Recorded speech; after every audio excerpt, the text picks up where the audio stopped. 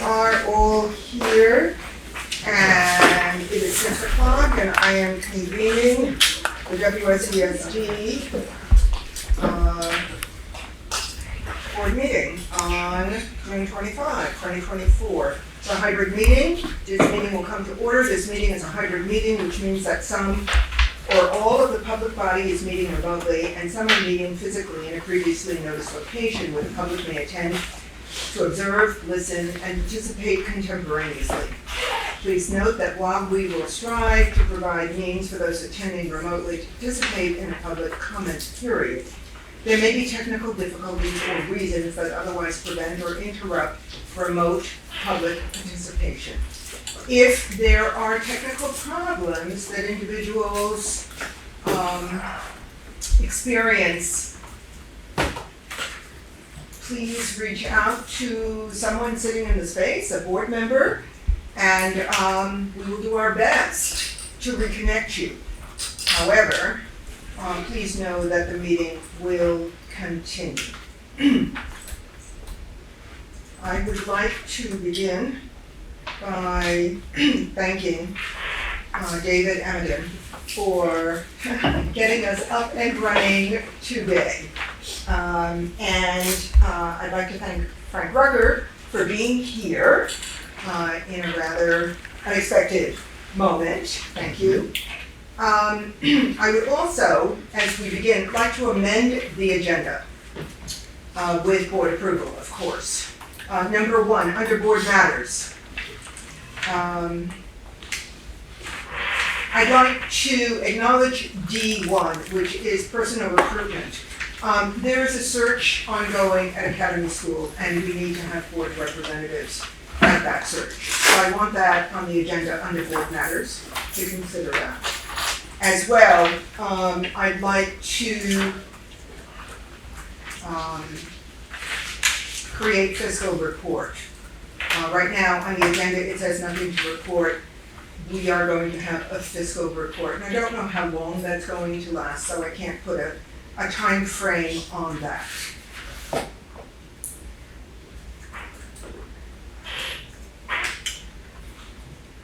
Regarding the consent agenda, it is now being approved with one motion. If any board member feels that an item on the consent agenda warrants discussion, please let this board know, and that item will be removed from the consent agenda and will be set aside for discussion. In this way, the consent agenda can be approved in one motion. That request should be made now, or certainly before we vote on the consent agenda. It has been requested that we move the fiscal report. This is another amendment, perhaps I should have mentioned it with fiscal report, that we move it further up the agenda. And this way it will come before board matters. So it will come after student matters, and it will come after public comment on non-agenda items. Does that meet with board approval? It meets with board approval. Okay, thank you. And as we begin, before we get to student matters, I would like to acknowledge BUHS graduation, which was wonderful. It took place inside, and I just want to say the seating configuration was very different from last year, when graduation also occurred inside. But this time, the way the seating existed for faculty and board members, it enabled all of us to be present if we had so been inclined or known about this change in seating. So it's something to keep in mind for next year, to ask about that. I also want to acknowledge, I'm not sure if Ruby can be with us tonight. She is attending right now a conference on behalf of the board and on behalf of students. A conference in Burlington that's taking place from Tuesday to Thursday, and it's a farm to school conference. So, with that in mind, I'd like to open this up to student matters in 605. So if there are any students in the space, now is your time to speak. Tim, you're not a student. I'm not a student, but so I was reading the Reformer about the really successful bicycle campaign they had at the high school. They raised, people donated used and new books, and they went to really needy families. It was a really good thing. And I was thinking, this is the kind of thing that a student should let the board know about and the public know about. Because with all of our connections, I'm sure we could have found even more bikes. I have a bike sitting in my garage that I would like to get rid of. So I've told student representatives and SAC members, Student Matters isn't only for problems, it's for opportunities, it's to celebrate success. So let it be put in the minutes, please, that Student Matters is for any student matter, positive, troublesome, whatever. So I'm going to suggest that probably should have gone under board matters and not in the space reserved for students, just as I've asked that the space reserved for public comment not include anyone other than public. So this is Student Matters. Thank you, Tim. It's in the minutes. And I agree. We want alerts about moments when we can contribute and help. Thank you, Tim. Any students in the space who would like to speak? And this is for students only.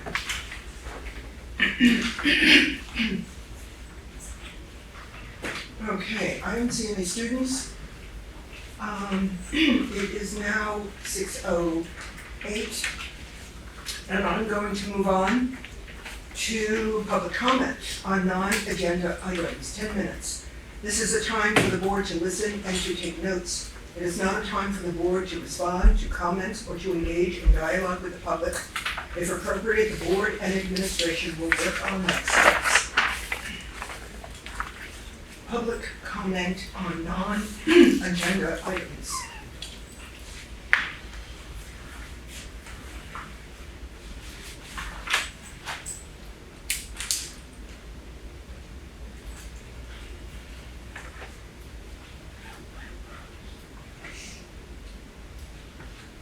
I don't see anyone in the public at this point. I see no one. Well, I do see people in the public, sorry, I don't see anyone with hands up. Let me qualify that. So let's give it a minute.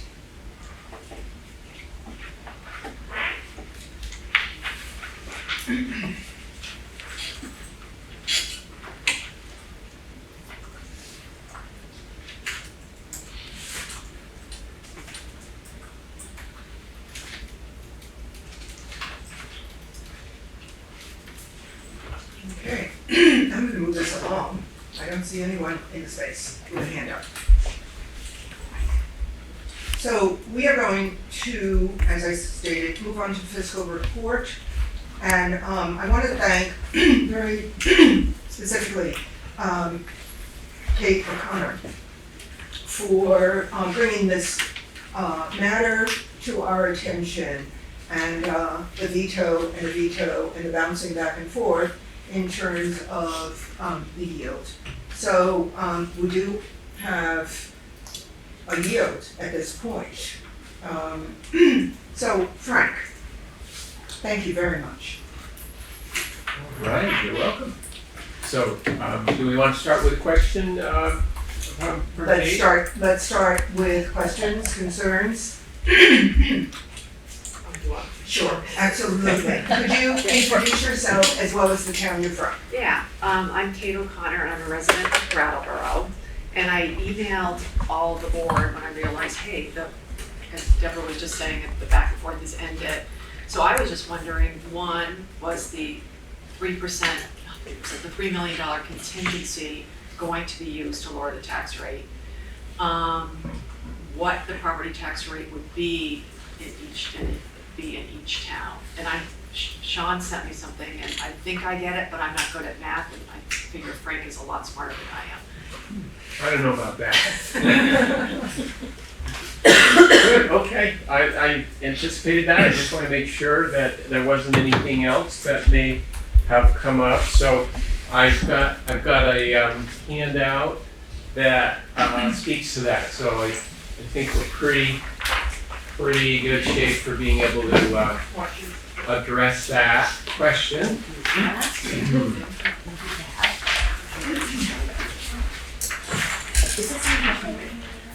I just did it today. It will be done. Yeah, so this is an analysis I just put together today, and I will add it online when probably tomorrow. Is it possible to bring this up on the smart board right now? So that people who are viewing this remotely can see it? I don't know. Not easily, in that it's an Excel sheet. Got it. So then, But it will be online tomorrow. Yeah. We can, thank you. Yeah. I said you do math and I got it right. Good. Yes, yeah, and I did look at Sean's correspondence as well, and this information is very consistent with what Sean had presented in that analysis that he shared with the board. So what you're looking at here is our statutory required information that all the public schools share with the electorate. This is a page out of our annual report. I put it in a landscape format instead of a portrait, so that on the reverse side of the document, there's a little more information that gets more specifically to Kate's question. Just to give you a little background, because there was so much attention on the yield, and then a veto, and then a veto override. We can just speak to that real quickly here on the title page, the one that says Southeast School District, and it's got a couple of shaded blocks.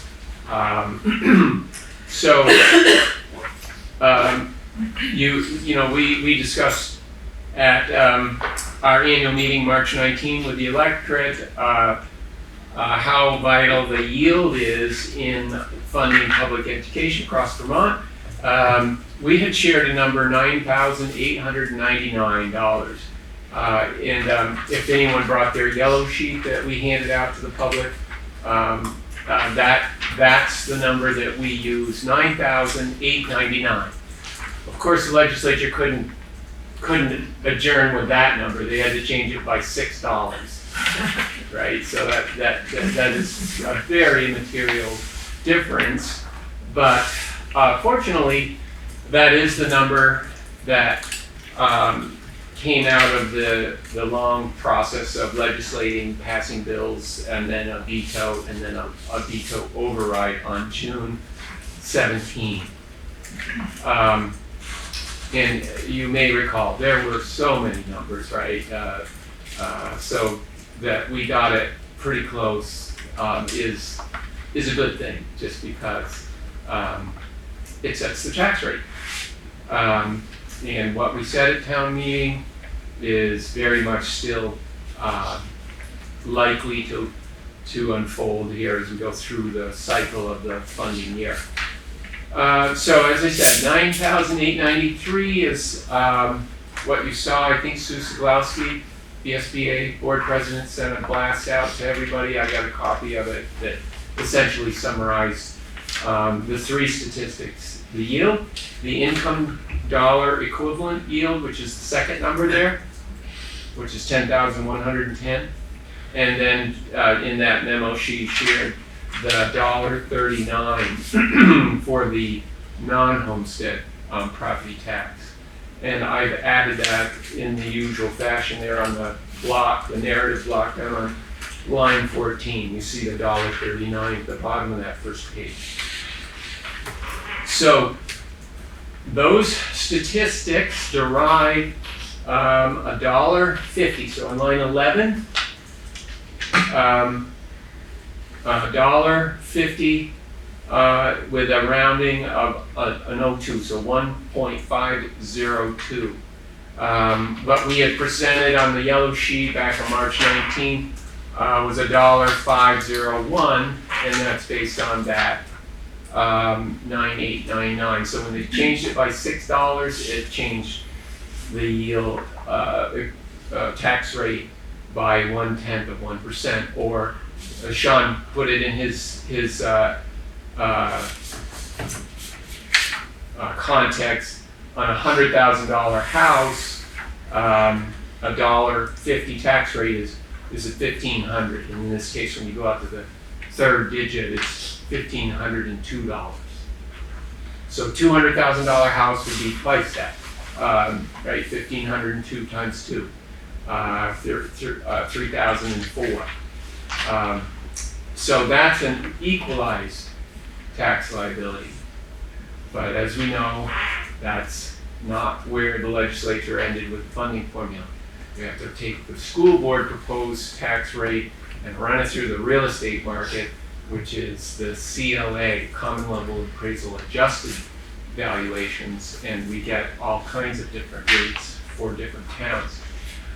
You remember our illustrious independent budget review committee did a really great job talking about more of the details on school funding, and remember they reminded us that about 60% of Vermonters don't pay property on a property tax calculation.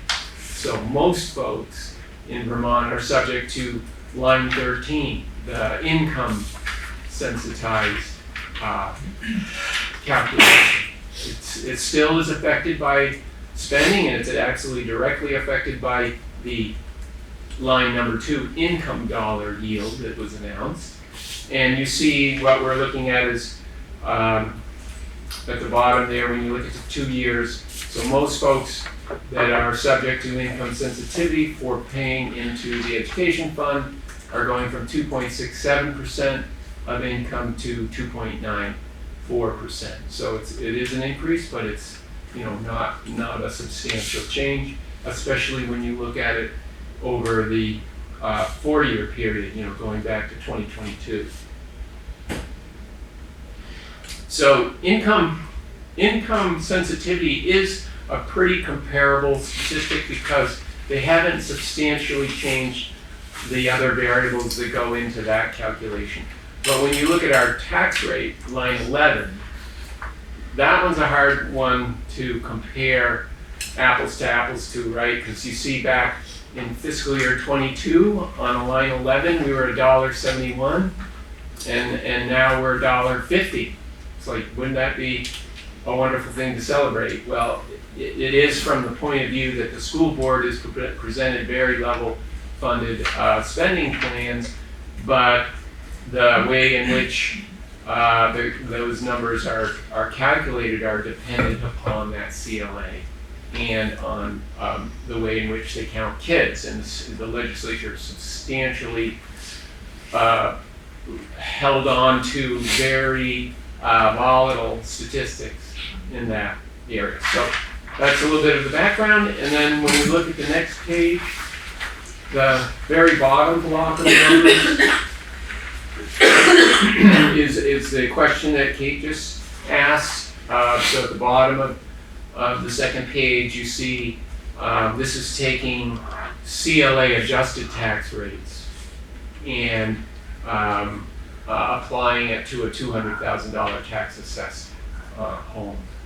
So you remember what I was saying, if we were all appraised at 100% of market value, we would all be paying those $1.50 numbers, or $3,000, right? 2 times $1,500, $3,000 per $200,000 home.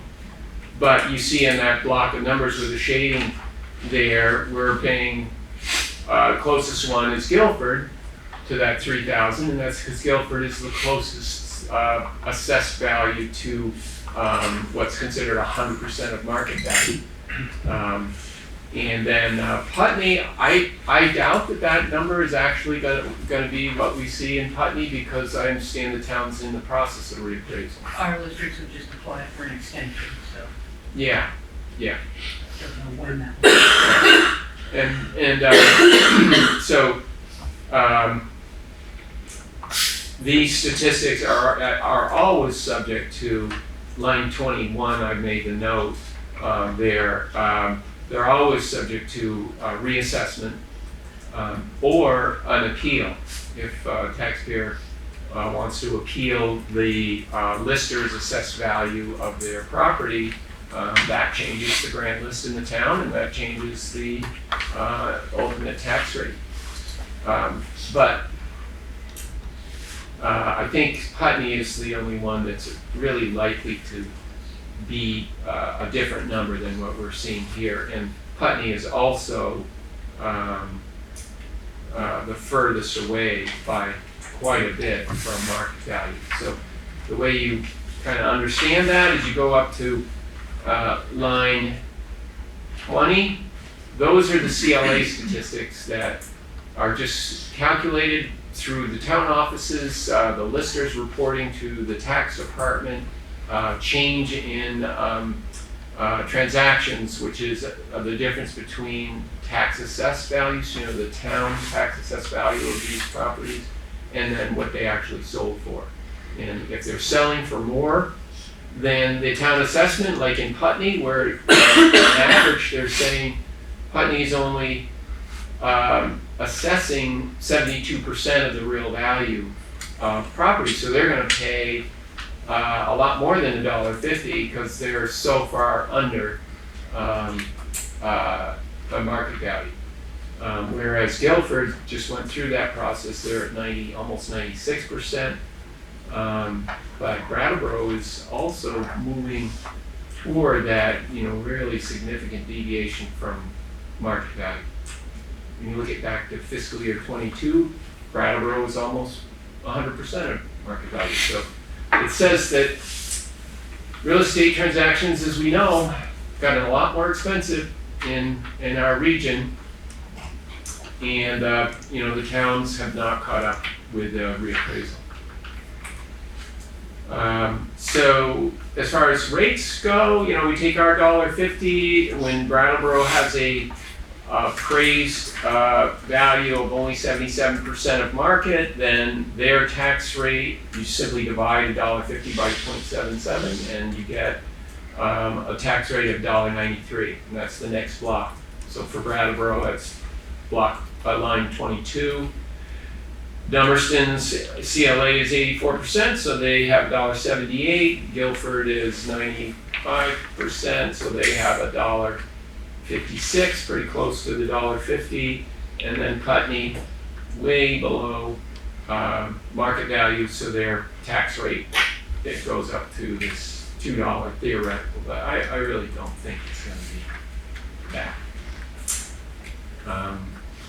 The other block of data there is, which is right below line 25 there, where we say legislated school funding statistics. The point of that little block of data is just to share with the public that, as I said, the proposed school budget spending was up 3% in fiscal year 25, as you know, but we're dealing with statistics that set tax rates that would add 11% to the property tax, without us pushing the spending anywhere near that, and those are things we don't control. But back to the original question, that block of data down at the bottom. We're showing that on average, when you look at the cost per $200,000 tax assessed value after dealing with the CLA, you're looking at an average change of about 3%, 3.7% for Brattleboro, 3.5% for Dummerston. Guilford, it says negative 3.3%, 7, and that is just because they reappraise, so it's not a real fair apples to apples, but that's the data that the state applies, and that's what our folks in Guilford see from one tax bill to another. And then in Putney, we think that that's unlikely to prevail, but if they believe if their property value is understated, then that's going to be the rate. Any questions on that? Yeah, on line 24, Guilford's tax rate, as you said, is 1.569, and that's a 13.5% increase from the previous year. But the previous year was because our CLA was 1.098. It was 10% over assessed market value. Yeah, that's what that means. So 1.09, yeah. I think the taxpayers in Guilford understand that the CLA dropped even after the reappraisal. It just indicates that volatility of the market, of the real estate market, really is not abated. That's right, and the CLAs, I understand, are a 3-year average, so that's not 1 year, that's a 3-year average. Nothing we can control, but the state, for whatever reason, has held on to a very volatile index to fund public ed. And then keep in mind, property tax payments are about 1/3 of the state ed fund. Non-homestead property tax payments are about 1/3. So that's 2/3 of the fund. And then there's all the other taxes, sales tax and rooms and meals tax and all kinds of other sources of funds for the other 1/3 of the ed fund. But, it is a significant source of revenue for public ed. Yeah, I have one other question. You'll see that Guilford's tax rate is the lowest of any of the towns in the district. But the properties in Guilford pay on the new assessed value, which has gone up between 30 and 50% from the previous year. So even though the tax rate is extremely low compared to everybody else, the taxes paid could be higher because $250,000 house went up to $275, $280. So it's the same thing actually that happens in Putney, because if all the appraisals go up in the town, your CLA goes down, but you pay taxes on your assessed value. So, Right, in that case, the higher assessed value, yeah. Eva? I'm just thinking of just like a normal citizen looking at this and going, okay, the tax rate for Brattleboro 10.5, and then the bottom where you say the estimated tax rate for 200,000, and you have the different graphs. Is this including income sensitivity? I think that what would, if I'm at the higher tax bracket, like I make over 128,000 for a family of 4, and my tax rate has increased, what would my tax rate be for that house? Yeah, and that's what the line 22 is.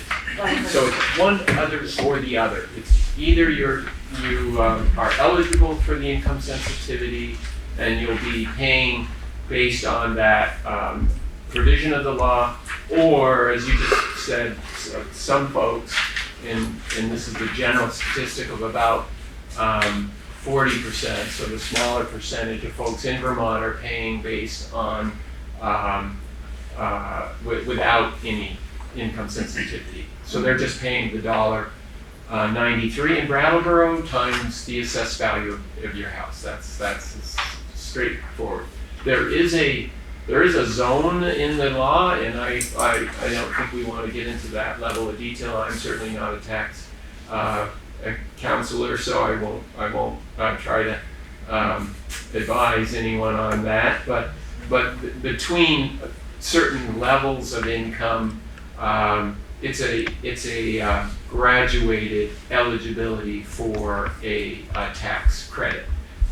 So, for example, if you have less than $25,000 of family income, then the law provides for something called a super circuit breaker, which says, I believe you won't pay anything more than 5% of your household income, including municipal taxes. So they say school and municipal.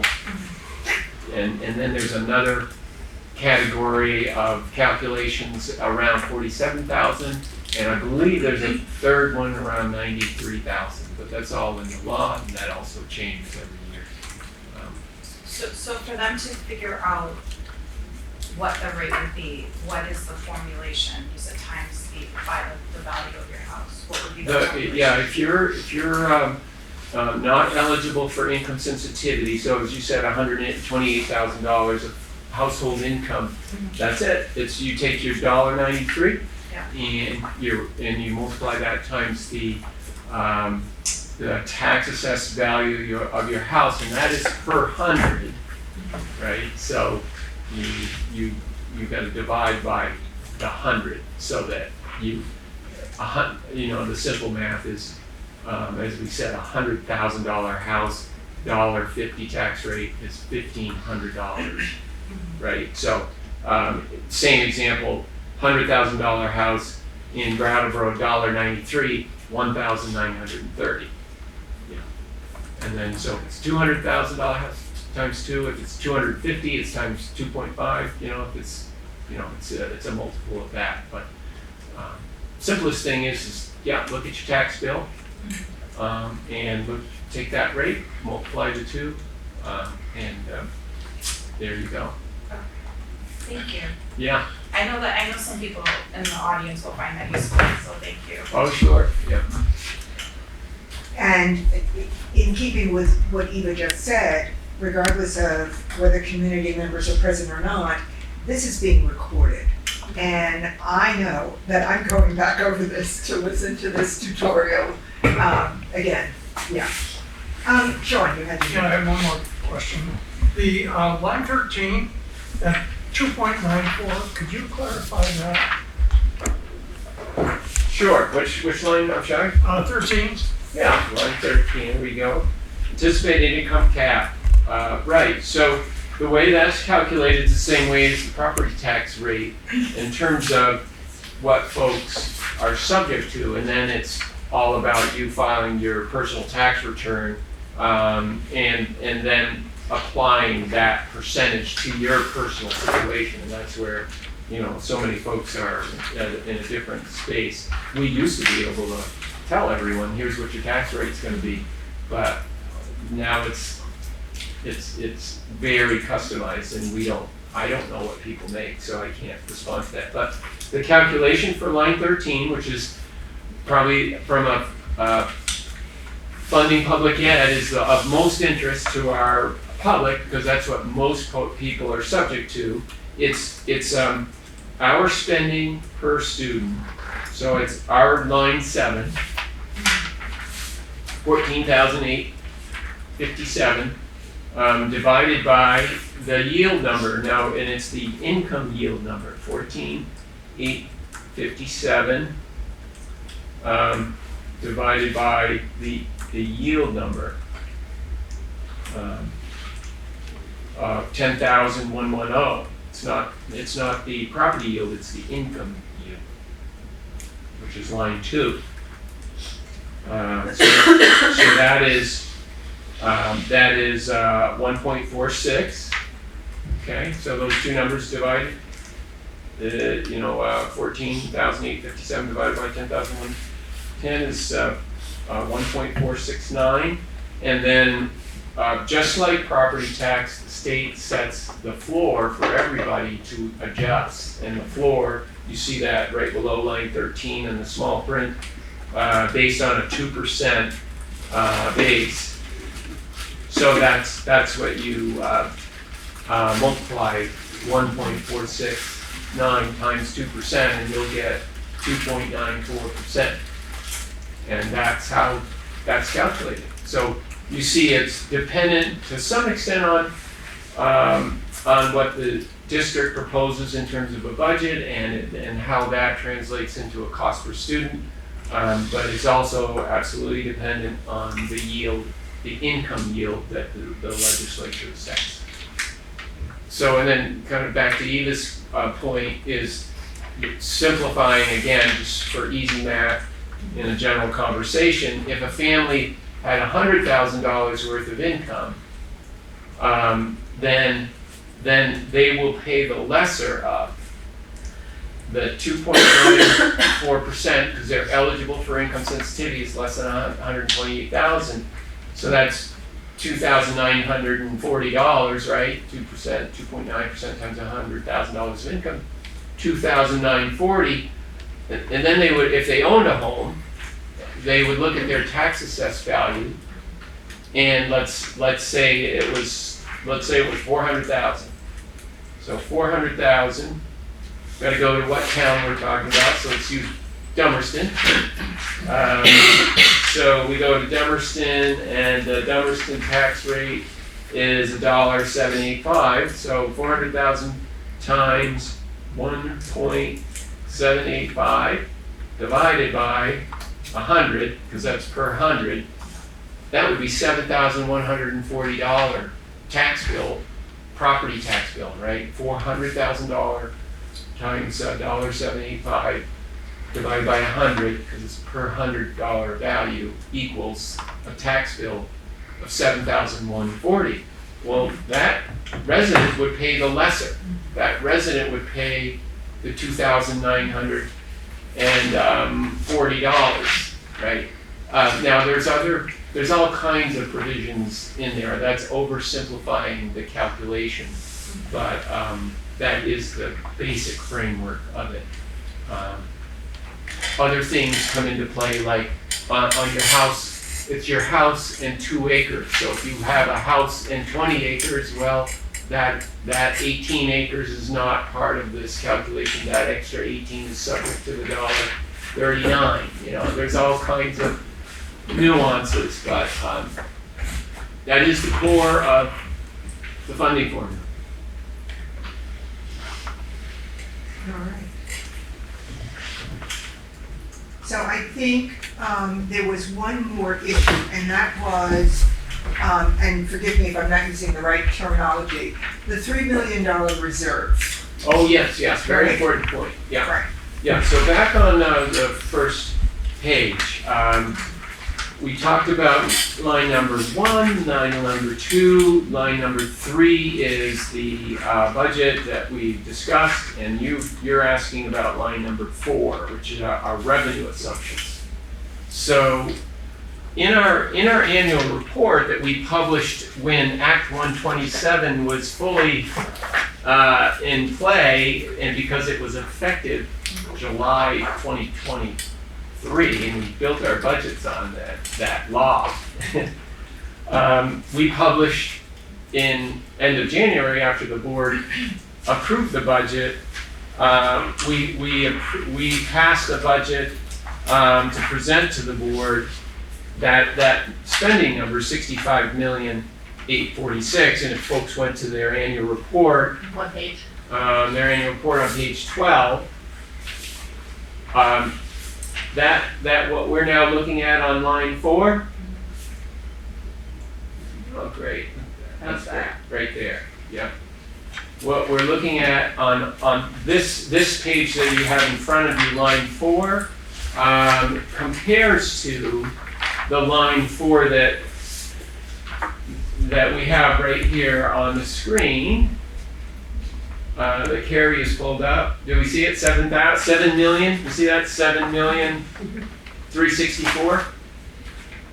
Okay. You see that? So yeah, right there. Okay. So that is what we discussed at the annual budget meeting on March 19th. We said we don't know where the yield's going to end, but the best intel we had at the time was 9 $9,899, right? We had published what the tax commissioner gave the whole state, 9,452, and Carrie has that at the very first line on the page. So you can scroll up a little bit, a little bit more. There we go. There you go, see? So that's the guidance that the state had given all public schools in December and January to build budgets. And then remember, the other provision that was in law that was effective in July 2023 was that they would hold us harmless to a no more than a 5% tax increase if we did some things. And we did all the things we needed to do. Well, then on February 22nd, after we had published our budgets, they rescinded that law. I've never seen anything like it in my life, 30 plus years of building budgets, but the legislature rescinded a law retroactively after pretty much the whole state had warned their budgets. Pretty bizarre. And it didn't inspire a lot of confidence, right? So Mark and I came to the board and said in early March, as we were preparing for town meeting, we know that our $65 million, 3% spending increase is a responsible budget plan. We understand our student needs. We understand our enrollment. We understand the mandates that the legislature requires for public schools. We think it's a responsible budget. We don't know what the legislature is going to do, but I assume you recall, we also said, from the administration's point of view, we feel absolutely obligated to present a fiscally responsible budget. And that means tax rates that are affordable and responsible. So given the uncertainty around the legislative side of things, we came up with a contingency plan which was accepted ultimately at town meeting. And because the yield is so close to what we had estimated, the contingency plan is in place and it is being implemented, and it will produce these statistics, these tax rates, these income sensitivity provisions that we just discussed today. If you pull out your yellow sheet from the annual report, you probably, it is on the website, but that 3 million that we said changed line 4 from 7.364 million, okay, to what you see on this sheet, which is also what we provided to the electorate on March 19th. So we go from 7.3 million to 10.3 million. That's the $3 million that you're asking about. And that was a combination of $800,000 in spending freezes, which essentially will produce an $800,000 surplus at the end of June of 2025. And then it is utilizing what we have done in the past, a $1.2 million general fund balance. And then the difference was between 3 million and what's left from what I just discussed was adding another $150,000 in interest income because of better cash management environment. We have a merger support grant that was announced, $200,000 after the budget was published by the AOE, and then utilizing a reserve for the HRA health reimbursement accounts that I think now that we've had the plan for 5 years, it's a reasonable use of a reserve to offset expenses. And those add up to 3 million. So that means that if we spend our 65 million less the 800,000 and nothing upsets our revenue side of our general ledger over the course of the year, then we will be at a break even next year, and the tax rates that are going out in the next few weeks will fund public education in Windham Southeast supervisory union, supervisory and the districts as planned. Jim, So the 800,000 was basically hiring freezes, right? It was a combination of a number of things, most of which were positions that were added and had not existed before. That the type of position that had existed, but like for example, a guidance counselor position. So the type of position existed in one of our schools. But we asked the administrators, they're the educational leaders of each building, what would be the least impact, and so it's a variety of those kinds of things. I would say 60-40 maybe of personnel versus capital improvements that do not have to be implemented in fiscal year 25. Some supply spending that was discussed in two of the sites. It was actually a teacher-initiated request for a lower FTE that the administrator felt would be appropriate given FTE the is. full-time equivalent. Yeah. Thank you. Mhm. Would be appropriate given the enrollment pattern in those particular buildings. So it was a variety of things, but it was all driven by the principal of each of our buildings. So the 2% proposals, were they summarized in like 4 or 5 page document? Each principal submitted essentially a proposal to Mark, and we reviewed it. The reason I'm asking is because at the annual meeting, I was asked by 2 members of the public details on what's the 2% about. Can you give any details? And I really couldn't give them any concrete details. I asked the board, am I alone in wanting more to know what the 2% freeze would have been? I think it's important data to know what that 2% might have been. So I'm sorry, what just happened? I'm asking the board, I'm your representative. I Okay. don't know. So what I'm hearing, and I've heard in the past, is that we would still like details on the 2% freeze per school. That's what I want. Okay. You are a board member and it's a board request. So that's how I treat this, and I don't think you're the only one. So it may be that others are not chiming in at the moment. Okay. Yeah, But and I'm I'm happy to give that overview right now if we're. Well, wait 1 second. I don't know, Mark is not here right now, so I don't know if we need Mark's presence in order to talk about that. On this issue, Matt.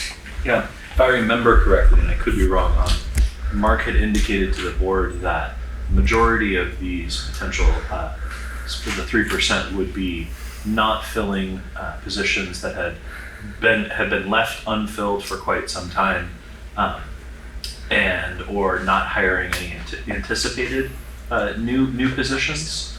I did take it upon myself to bring specifically this question exactly to the Leadership Council at Green Street, and Kate Margaritis confirmed that indeed was the case. But I agree with Board Member Tim that it would be good for us to be clear what that was. I also would encourage, and I encourage Kate Margaritis to utilize the Leadership Councils to help inform decisions like this going forward.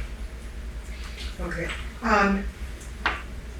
I still think the issue is on the table, that we would like details on a school-by-school basis for the 2% freeze.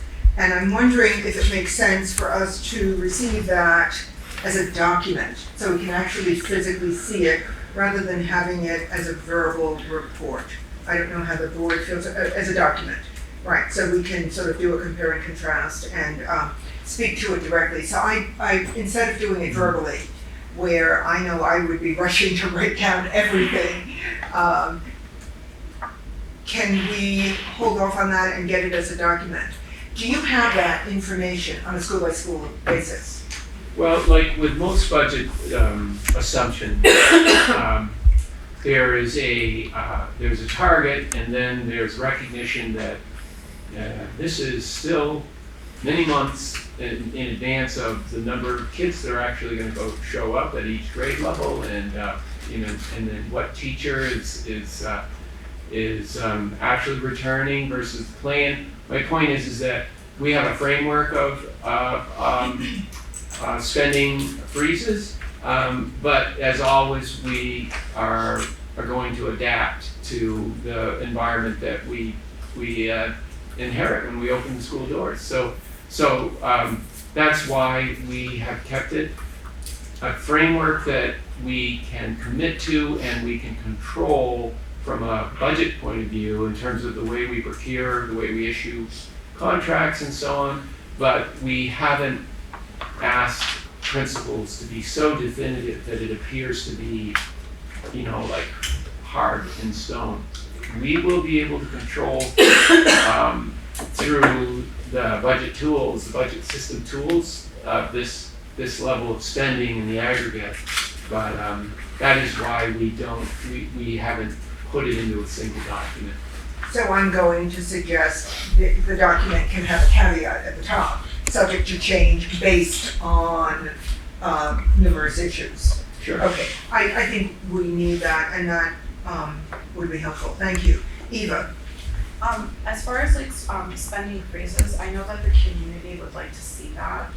That's not even including the parents, but also teachers as well. Like what programs, what departments, they'd like to see that because, they'd like to come to the meeting and talk about that. If it affects their child or their community. So that might be something for us to explore in the future. How do we make that information public? Mm-hmm. Okay, I think once it comes to board members, it can be, and at the next board meeting, and we discuss it, it'll be front and center. Other questions? All right, I would like to adjust the agenda yet one more time. And when I look at the agenda under board matters, I look at the final point. And Frank is here, so maybe we can just have a preliminary discussion about this. And it says, discuss ways of presenting financial information to the public. So with board permission, I'd like to jump to that point, since Frank is here. I don't see any objection to that. Okay. Because as we go through information and the calculations, it's come to my attention, numerous board members have suggested that we need ways of visualizing this with the calculations. And certainly I've seen presentations, or rather PowerPoints, where the building blocks of these calculations are presented as a single screen, and what that calculation does, and why we move on to the next calculation, which is yet another screen. So that's one approach. Ways of, well, something that Kelly and I have talked about, especially after we attended the October VSBA annual conference, that we're desperate for a tutorial. I think board members could benefit from it, and certainly that tutorial to be posted would benefit community members as we are now moving toward budget season yet again. Is that a document that you can share or forward? It's not a document, it's a group of board members craving a visual approach to looking at the very calculations that you've presented in a way that is user-friendly. And I'm not suggesting that your explanations are not user-friendly. I have to go over a board meeting like this piece by piece and pulling out the document from March and looking at it side by side by side. I think it would be beneficial to have some of that as a tutorial.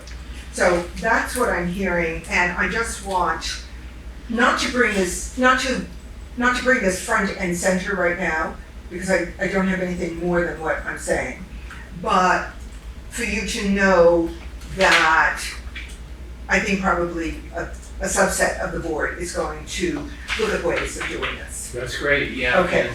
And, I know Christine and the others group, that independent budget committee has done a great job with sort of breaking down those policy forms that the state has embedded, in law. I would assume that VSBA would also have some kind of board resource tool. So I know Sue Soglowski, I can reach out to her. That would be great. Glad to. That would be absolutely great. Yeah, I think probably the calculations that we saw of 127, we should probably just push to the side for the most part. Yeah, some of them, and I need to push it all to the side because I don't know. I'm not quite sure what to push and what not to push. Yeah. Carrie. Have you, I think I sent it to you once, or maybe it was someone on Vernon, have you watched the VSBA video of how a tax rate is set? It's sort of a cartoon. I'll try to find it and send it That would be to great. everybody. I watch it twice a year, just Yeah. to remind myself now what we could be heading into next year could be completely different. But I think that's great, and as you state, we have to watch it again and again to reacclimate our minds to number crunching. I think that it's also beneficial for the number crunching to be very precise to our district, and to take that number crunching of the VSBA and create visualizations of our district. It's probably something that we should do every year. Yes, can Karen. I offer one more thing? I will send you all of, I think you might have them, I'll send you all of Vernon's PowerPoint. Thank you very much. And thank you. So once you send that to me again, please, I will then send it out to the board so we can see what happens at Vernon, and it might help define what we presume to be our needs. Okay, thank you very much. Sean. Yeah, I would just like to say how important the Independent Budget Review Committee is. Yeah. I mean, they've done an excellent job in coalescing all this information in a very, very understandable format. And in addition to that, I would also like to say, maybe it's because I'm the chair of the Finance Committee, but the amount of information that has developed starting from last October to March 19th it's very clear. I mean, the tax commissioner's letter that came out on December 1 lays out very clearly what some of the implications are for school budgets statewide, but it also includes this district, obviously.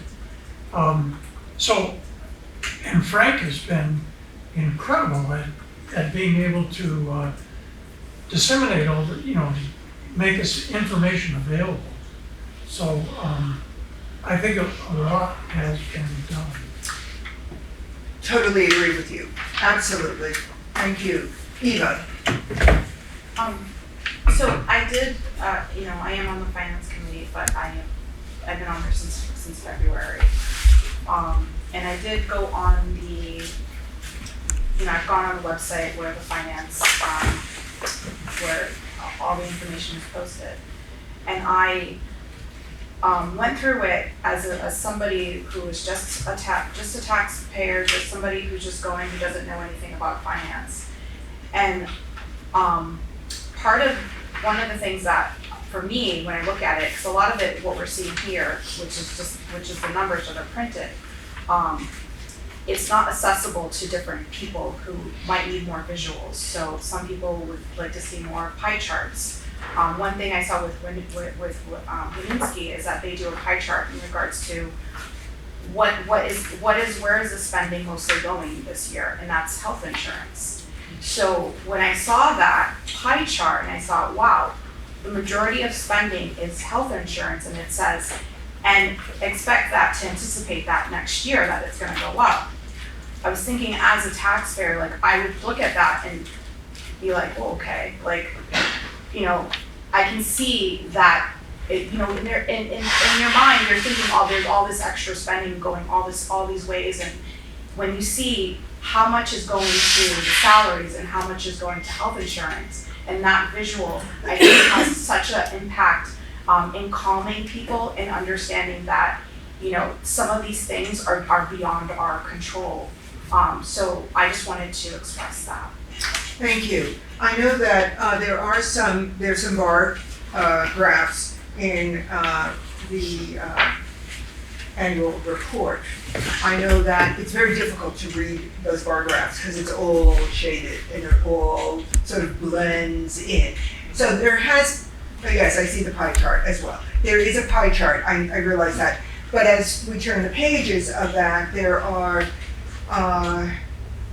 there's a depiction of student proficiency, and it's very hard to read. So I know I've had a conversation with Christina Naylor that we have to have another way of depicting that so that the document that's given out to the public, it's really crystal clear. I would like to, I wanted to introduce this publicly, that this is something that the board is going to consider, look at, process different ways, what Winooski is doing, different ways of showing some of this information. And we need to do that work.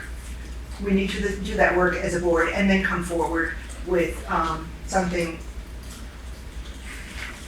proposed, right? I was gonna say concrete, but not concrete, proposed. So I'm gonna hold, yes, Tim. Okay, brief anecdote. I'm in Bellinote having a lemonade. There's 3 guys sitting at the bar. Is this after golf? Yes. Oh God, I had to say that, sorry.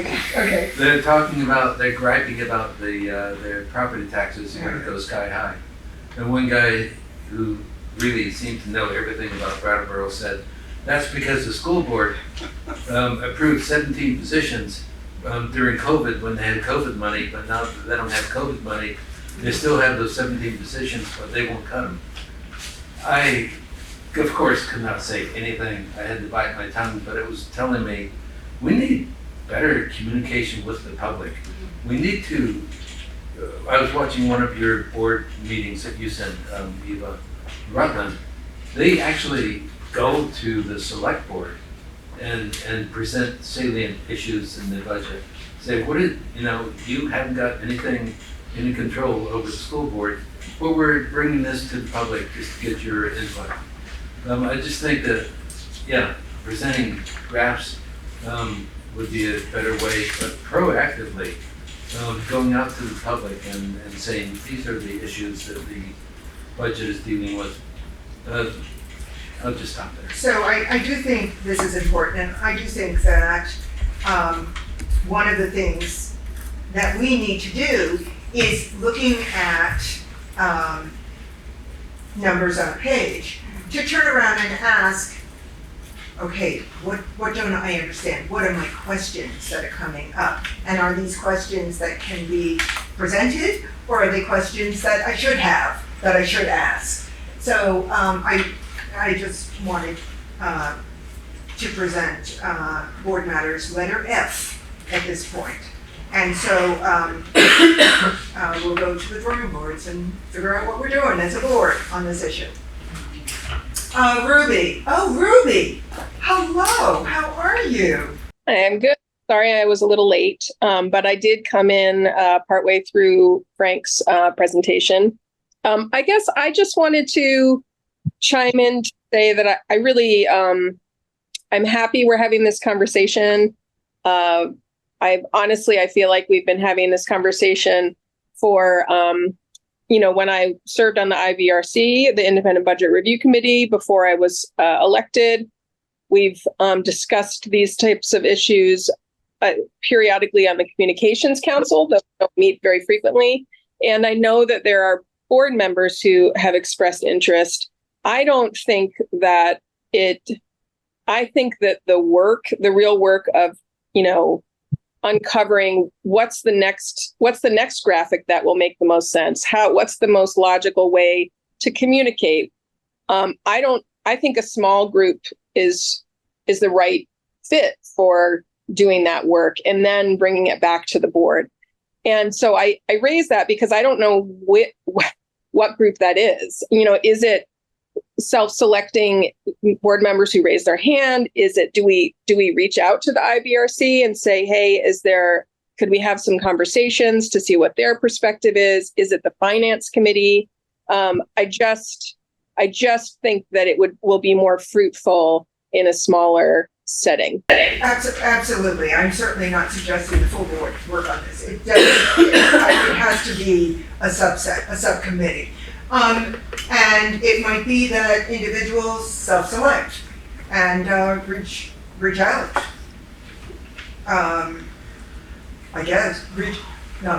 To me. And so that Sean, yes. Yeah, I would start with this Independent Budget Review Committee. Mm-hmm. That's 14 pages, and it is laid out so crystal clear. I mean, I've been through it and underlined the salient points, put numbers in, and this is an amazing piece of work. So we will definitely. Do we really want to duplicate what has already been done? I don't think this is a duplication at all, and I think it's something that is worthwhile to pursue. And we would certainly start with that document because it may be that there are questions. And so I'm gonna, I've raised it. Certain people have already indicated interest in doing this work. I'm going to ask that you send me yet another email that you are interested in doing this work. Okay? Please. Ruby, I just saw your hand up and it went down. Okay. So that is letter F under board matters. I can't tell whether a hand is up or not. Is your hand up? Yeah. Yes. I just wanted to, because I think I don't know if there's confusion, but I just wanted to just provide a little clarity. So one of the videos that I sent, board members who actually went into the community and talked about the budget were able to approve the budget by over 60%. So I think that when I'm asking about how to present it, it's how do we have that shop talk? How do we talk, Frank obviously does a fantastic job, but how do we turn what Frank is giving to us and putting it into more of a conversational piece and breaking it down into bite-sized pieces for the community? And I think, and sometimes that takes, Carrie might say something that might really resonate, I'll write that down and I can repeat that. Because what you're describing makes sense, like you describe it so eloquently, but the problem is it's not, when I go and repeat that to the community, it's not going to sound like Frank. So how do we have those conversations and say, okay, this is what's happening, this is where we are, and that's what I mean for that presentation piece. Okay. So I think we're in agreement on this. I think we need to do a little shop talk behind the scenes as a board. And I'd like to very quickly, one more comment, and then we need to take a break. It's after 7:00. And we are in agreement at this point in terms of pursuing this. Yes. I think you had a really good idea. And before the March 19th meeting, I went to the Guilford Select Board meeting and they asked me to do a presentation and I did. So that's on BCTV and so everybody can. I think that's perfect. I wrote it all up. I had it, on pages Yes. on exactly what I wanted to Yes. say. So, okay, thank you very, very much. We're gonna sort of do this behind the scenes work. Liz, we are about to take a break, so can you make your comment really succinct? Yes. The reason you need to do all this work is because we used to have individual town meetings to approve school budgets, and that's where people would ask questions. What is this? What is that? And now with this huge district, so it's brought up a new need to make it more clear to the communities what used to be made clear at town meetings. Thank you very much, Liz, thank you. When we come, we're gonna take a 5-minute break. Ruby, if you're still there, we're doing 5 minutes, then we're coming back. And we will begin with board matters. So it is 7:10, we're going to resume at 7:15. Thank you very much, Frank, for being here. You're welcome. Thank you. We have come back from our break, it is 7:18, and let's begin to move through board matters. First topic, Leadership Council updates. And I do not see Ruby online right now, but I do have a note that says we, as a board, need to approve Ruby as a member of the Putney Leadership Council. There you are, Ruby. Is that correct? That's correct. Okay. Yep. So, is there a motion to approve Ruby as a member of the Putney Leadership Council? So moved. Seconded. Any discussion? All those in favor, please indicate by raising your hand and saying aye. Aye. Any opposed? Any abstentions? I don't know if I'm supposed to abstain or not. I would be happy to vote for myself. Please Otherwise- vote for yourself. Vote for yourself, Ruby. This is an election. Vote for yourself. It is unanimous. Thank you very much, Ruby. Okay, any other Leadership Council updates? All right, hearing none. Moving on to board subcommittees. Anything to report? Well, the social justice. Tim, yes, go ahead. Sorry. That's okay. The Social Justice Committee met. We talked about quite a few things. Title IX, about the effort we need to have to hire people of color to senior administrative positions. Something this district across Vermont, we really need this. We talked about quite a few things. And just to let you know that it's up and running, I hope members of the public and board members will join in the next meeting. Thank you, Eva, for calling it together. Yeah, I'd like to say that Michael Kelleher was there at the meeting, and it was a great discussion, very, very open. Talking about having more BIPOC leadership, having discussion about Title IX. So I was really happy to have that conversation. I'm glad that people were there.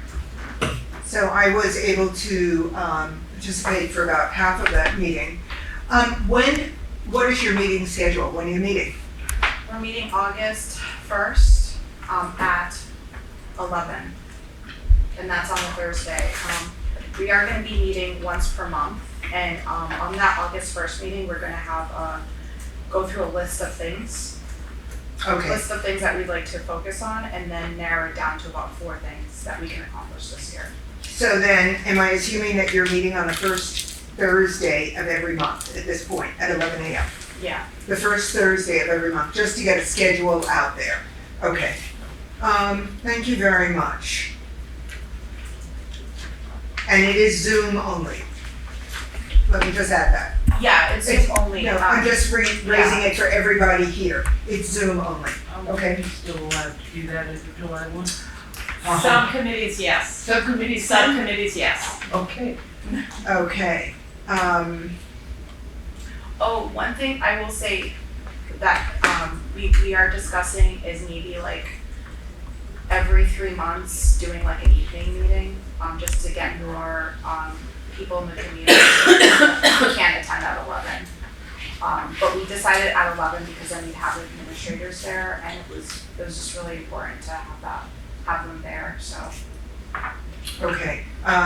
Yeah, as a sidebar, there is something coming around as of July 1. I read it today though, and it did say, This some is committees regarding- isn't the terms, but it's not main boards can't. Main boards have to have a physical location. site at this point. Yeah, Okay. but subcommittees looked like it was fine. All right, thank you. And I presume a main committee such as this one, in the event of weather conditions. I think there were extraordinary circumstances. Amen. Thank you very much. And there are extraordinary circumstances, wintertime Vermont or summertime Vermont, apparently. Yes. Okay. Thank you, Eva. Anything else on board subcommittees?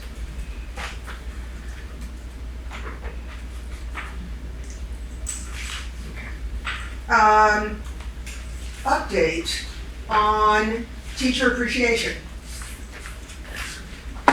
So Ruby sent around a calculation, the amount of money spent per school, as well as printing and totals. I would like to extend thanks to Ruby McAdoon for organizing, for ordering, for coordinating every delivery. It was a monumental task. So thank you very much. She never missed a beat. She took charge with good cheer, always, answering questions, responding to emails. Thanks to everyone who stepped up to deliver, to take time out of their day. And thank you, Brian, for your way with words. Thank you very much. Much appreciated. Ruby, you have your hand up. Yes, I wanted to thank you for the thanks. Thanks to everyone for participating. I think that I wanted to just, unless we feel like there's a reason not to, articulate in public meeting what the report was in terms of the monetary amount expended, which was for 751 staff members, which is the total count that we included. It was a little under $7 per staff member, and the total was a little over 5,000 for the entirety of the appreciation effort, which is less than we spent last year and less than I think our kind of cap and budget of what we were thinking, but I think felt ample for what we got. I had a little bit of communication with Tim. Tim and I, because he did the organizing last year, and I articulated to him, and he recommended I kind of raise it here. The differences between last year and this year, we did make some changes in terms of the types of fruit and the types of things we were requesting. That probably had an impact on our the per person cost. And beyond that, really just we had some new vendors, and there were a few little hiccups here and there, but in the end, I think the only person who saw them was me, because I think the staff, we definitely received expressions of gratitude, both on social media and directly. And I think the letter was very well received. So that's the report out, and I have all of that in a document so that we cannot reinvent the wheel next year. Absolutely. Thank you. Crates of apples, oranges, and then platters of cookies and muffins. And those crates of apples and oranges were superb. It was just amazing. Granted, it's seasonal. Some comments that I'm aware of that we should keep in view for next year. There was concern that the Vernon Elementary School was not included. And it raises the distinction that this appreciation was coming from the SD board, which has no say over Vernon in any way. Vernon, there we go. And Vernon is represented here this evening, thank you. We do ours at the beginning of the year. Okay. We do a staff appreciation lunch that the Vernon District School Board hosts one of the first opening days in August. Well, So that's it. And then we do something with the PTC during that week, but our big thing is opening day. well, isn't that lovely, Vernon? No problem that you guys do it different. I think, yeah, so, but the concern about Vernon was that these platters were going out to all of the schools in the SD, which are numerous, and it was noted that Vernon was not included, and that created a bit of consternation. So, not from Vernon per se, I'm not, so it might be something that we might consider next year, especially since Vernon does their appreciation early in the year, even though Vernon does not include the SD in that appreciation. But I think that maybe the SD has that generosity of spirit that it can extend out to Vernon. So, I'm sorry, what? You were in Vernon once. Last week. So. It's a lot like Vermont. The trees are the same. So it's something to add to consideration for next year. And if Vernon is to be included, then it would be it would be an SU decision that would corral SD board members to do the heavy lifting on behalf of everyone. So that's something to consider for next year. The other issue that came up in discussion was let's not do it on a Friday, end of week. Let's do it on a Monday or a Tuesday when there's an overflow. They can enjoy everything the entire week. Yes, absolutely. So we want to consider that. The other thing is, I think we definitely need to schedule it earlier in the year.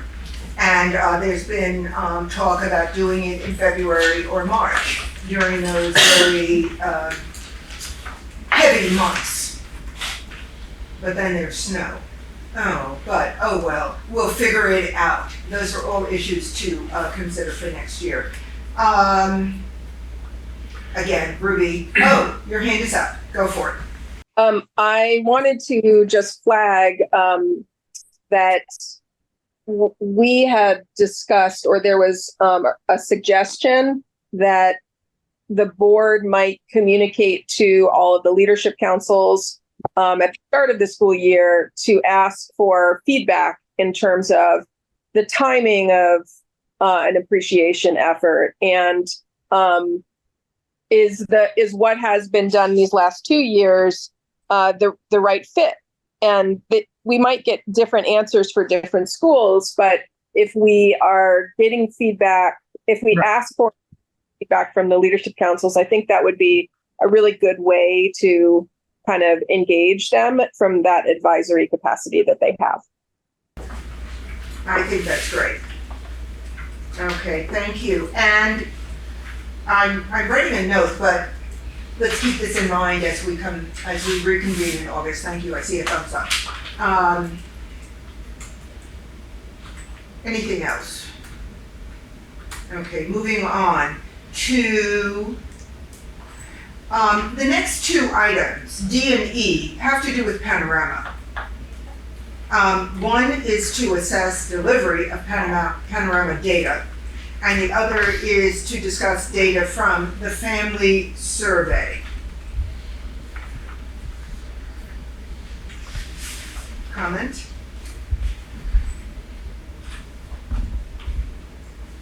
Okay. Tim, thank you. Yeah, as far as the delivery of Panorama, I brought this up a few times. We get it very late, I think, in the school year.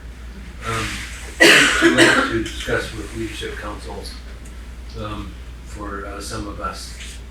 I don't understand why the board doesn't get the Panorama data results at the same time as the principals. Would that be a problem? In the same form as the principals, not summarized for the board. This would actually make it easier for the curriculum office, I think, just to, when you send it out to the schools, send us the same report. Would that be of interest to the board?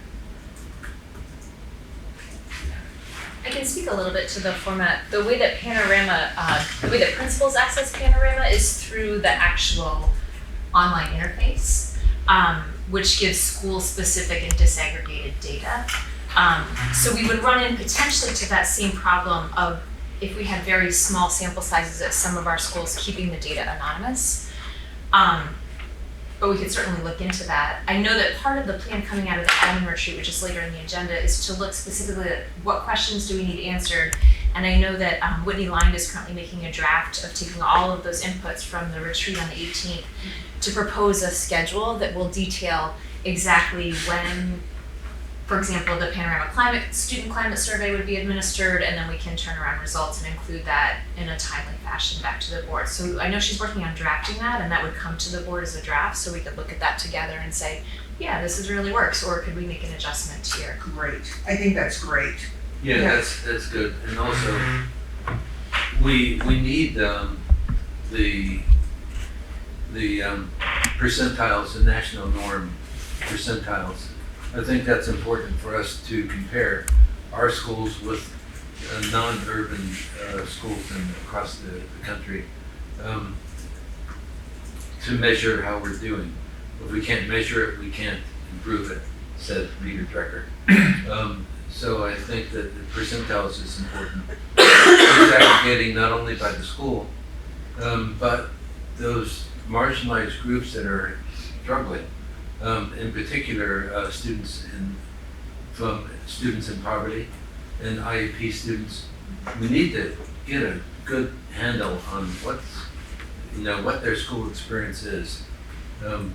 How's the sense of belonging among students in poverty and BIPOC students and others. That's going to be important, I think. I'll come right back to you. I think this is really, really critical, and I think that Tim and other board members, this has to be repeated when Whitney is here, when we actually have that document and we can tweak it and say, as you present this information, please include percentiles, and then that note is taken. And yeah, Tim. Okay, and then I know we're going to get to the family survey, but if we want to really get a better response from families, then we should give the information back to families. As far as I know, the families who took the family survey and other families have not received the results of the family survey yet. It was anybody who takes a survey should get the results. And that's one way of increasing the response rate. When a family says, oh, look at this data, next time I want my voice in there too. I think that would be a great way to increase participation. Yeah. Yeah, I think that we've talked about how to increase participation. So, and that might be something that would go out via the Communications Council to advertise that on Facebook and social media, to participate in the family survey, take advantage of it. And then the last point, as far as participation, if you haven't been to the Panorama, read about Panorama. They have a page or two on how to increase participation. They have really interesting data on how it was first created, how it's distributed to 11 million students in every state in the union. The validity, the reliability efforts, the quality of reliability, and it's just a really great site to really understand the one of the few surveys we have, we as a board, on how students feel about the student experience, how our students are doing climate-wise, feeling of belonging. And last, So I'm just gonna stop you one more time. Okay. To just say, because you're raising critical points. And I think there's a benefit in having a pause between them to make sure that everything is absorbed. So regarding that Panorama data, for those of us who are sitting here and might not go home and look at Panorama today or tomorrow or the next day because we've genuinely forgotten this fine point, fine tuning of a point, could you send it to us, send it to the board? Sure. Send it to the board, send out exactly what you just said to the board, so it's right up front and center in our boxes. Then the last point, we talked about adding student questions to the custom question, which I know students would be thrilled in doing this, and it would increase student interest in doing the report, at least in high school. We talked about forming a small subcommittee. You're nodding your head, you're still interested in having that? On the radar, yeah. Okay. Can you finish your point so that we, wait a minute, that was a communication across the room, and so could you just, No, I'm flush it sorry, out? it's between Brent and myself. Oh, well, excuse us.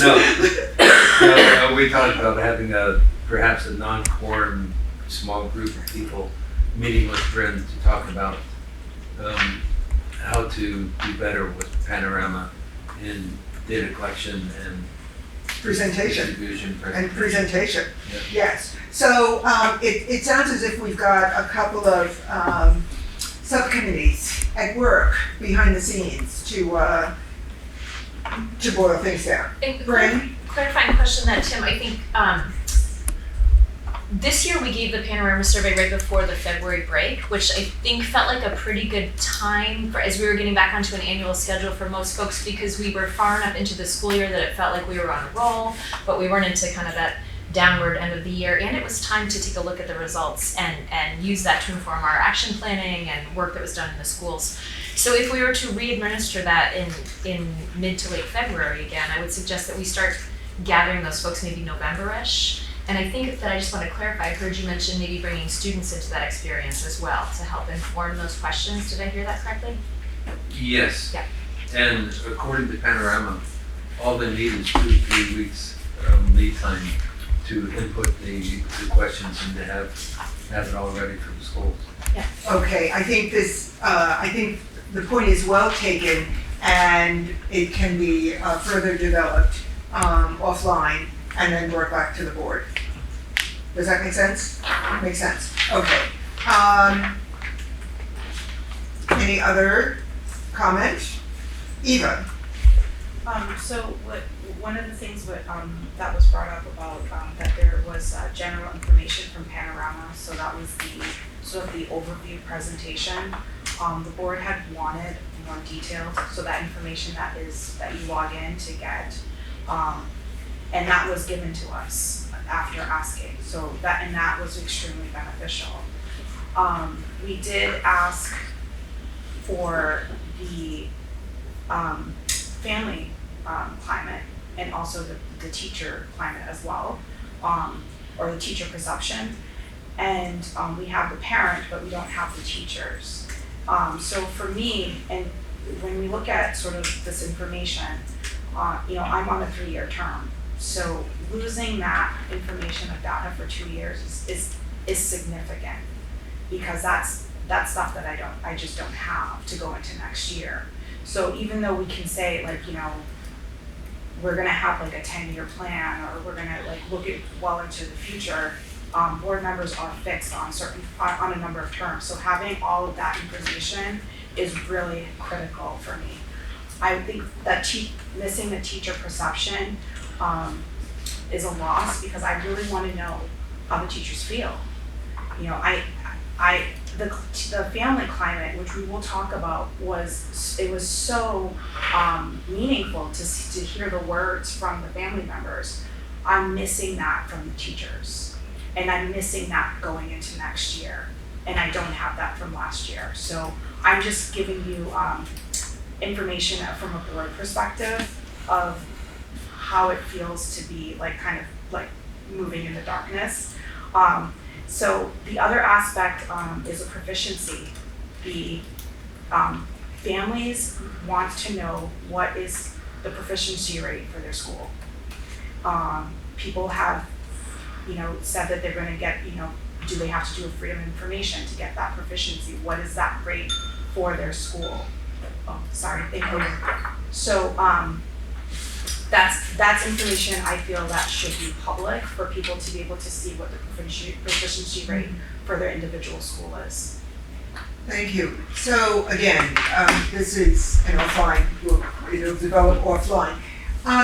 Deborah, I do need to respond to that comment too. I just want to make sure that everyone knows, including folks listening, that VTCAP proficiency rates were published in the annual report.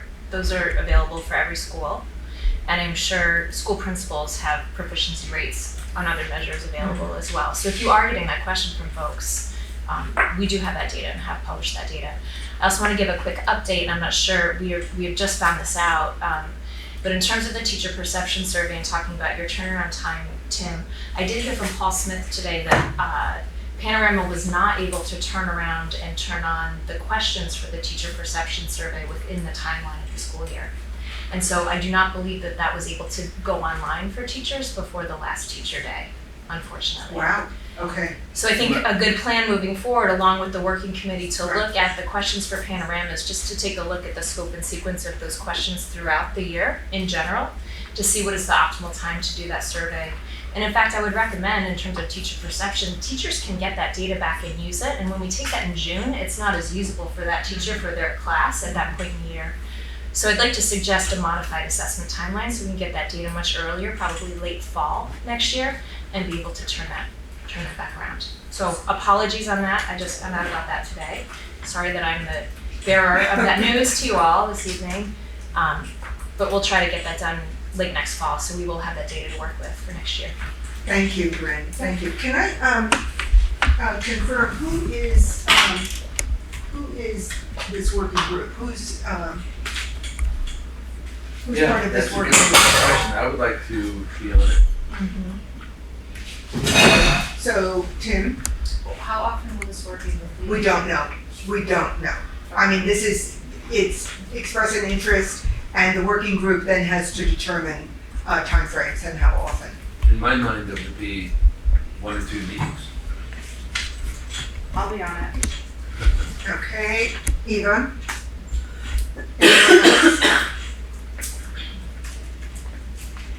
It would be nice to have an additional board member, Matt Shibley, thank you, to have that crosstalk. And Ruby, are you volunteering for this? May I ask a question? Oh, absolutely. Can you just articulate in one sentence what exactly the charge of this task force or committee is? To work with the Department of Curriculum in order to assess the Panorama data that comes forward to the board, in order to assess the timing of it and the presentation of it. So it's broad, it's really broad in terms of a broad consideration of Panorama and what we receive every year, and how we might want to modify it or say, wow, great, love it, keep on giving it to us this way. That's a long sentence. It had some semicolons in there. So it worked it was a Toni Morrison sentence. And short by her standard. Okay, so Ruby, are you interested? Yes. Okay, Ruby, I'm putting you down. Okay, got it. So Tim, Eva, Matt, and Ruby, thank you. And, I'll reach out in early September to schedule a meeting with the committee. I'm sorry. I can reach out in early September to schedule a meeting with the committee. Okay, so Bryn has just said that she will schedule in September. We were hoping for July, maybe August. Why? Why? I can sort of answer that, because we want to start the school year with a plan in place. I would think that might be the response. Did I answer that? I shouldn't. Yeah, and our school calendars will have some data points. Some data points. Kim, There was talk though that you wanted students, and it's the summer, and getting students involved. The student advisory committee Yeah. has notes from the students. They have formulated some questions. I will reach out in early August to check in with the committee. okay, early August, and that sounds great, and that enables us to, with a second or third meeting, bring students in. Okay, so we must have student participation, okay. Liz, This isn't exactly on this topic, but it is on what Eva brought up. Any parent can access the school proficiency rates. It's on the AOE website. So you can look up any school in Vermont and find out, for the grades tested, how many were proficient. That information's there. I just want to point that out to Eva. thank you. She wants to distribute the website itself where you find the data, but What did you say about distributing the website? What did you say, Liz? I lost you. if Eva wants to copy the website down and give that to people, they can look it up there. Okay. Or if she's really motivated, she can do the Dummerston School for Dummerston. Okay, thank you, Liz. Tim, One of the frustrations that Paul noted too is that a lot of schools that AOE didn't report the data because of complicated reasons, dealing with demographics too small and all. So if you look for BT cap data on Dummerston grades 3 through 5, you might not find it. I didn't find it on there. okay. Yeah, All there's right. nothing that. So, point well taken. Ruby, I'm just returning back to the comments we were having around the timing of the committee, the meeting. And I just wanted to chime in and say that, in my opinion, September is not too late. And I think realistically, if we reconnect in August, just from a scheduling perspective, and make a plan for a few meetings in early fall, I think that that's realistic. And so I just wanted to voice support for that timeline. okay. So, we'll stay with Bryn reaching out to individuals to begin the process of scheduling, and without doubt, hopefully, well, we'll have board meetings in August, but I was going to say hopefully people will be on vacation, but Vermont is a great state to vacation in. So we will be here. Thank you very much on that point. Anything else having to do with these two issues under board matters? Okay, let's move on to the retreat. And I scheduled 30 minutes, but let's make it far less than 30 minutes, okay? Just to sort of brainstorm. Sean and then Matt. Yeah, for E, data from the family survey. Yes. I think everybody saw the incredible job that Matt did, pulling everything out of Thank the you survey. very much. Thank you. And it was unbelievable. Yeah. Because the salient points were brought out, and you had to be really good to review that. Thank you. Thank you, Sean, for bringing that up. And thank you, Matt. I have the top 5 positive, the top 5 concerns, and the summary. Thank you very much. Every board member has that document, I know that. Matt, you had your hand up? No, all set. Sorry. No? Nope. Okay. All right. So, we will, letter G, process of a retreat. I'd love to process the retreat when more people are present who actually experienced the retreat. When administrators are present, I think it would make a lot of sense. But we are a board. Initial comments? Just to get them into the minutes, and then we will go back to this when we are in a full meeting with administrators. Matt? I deeply appreciated my time with administration and being able to get to know them on a more personal level and to hear and discuss some of the issues that that all of us are looking forward to next year. I thought the activities were on point, and I would recommend that we, in the next time we do the Quizlet, we allow for stealing of points so that I can get back at Ken. Well, yeah, I will come out a little stronger. It's Thank true. you very much. Any other comments, please? Sean? Yeah, I was really intrigued by the breakout groups, and a Vernon board member was on, so I really haven't had an opportunity to talk with them very closely, and it was really gratifying to get to. Yeah, I think the mixing of groups was great. Other comments? Ruby? Hi, I wanted to just share my perspective. We met in the Governor Hunt House in Vernon, and it was, I don't know who catered, but it was catered by a local operation, and I thought it was lovely, and it was much closer. It was supporting local businesses.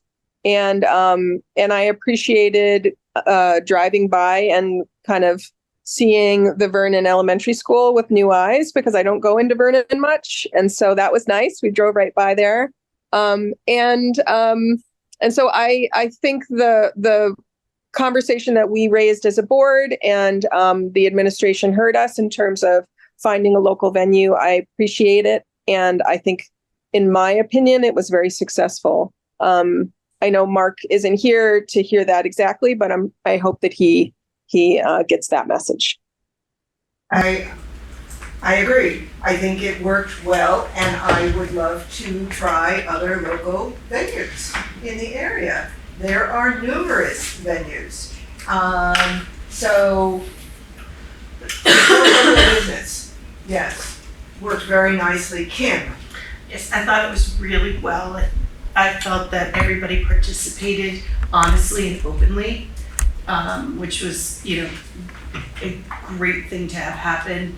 And I just wanted to thank Bryn and probably all of your work that you did to put in to create the presentation. So thank you very much for, it was a lot of hours.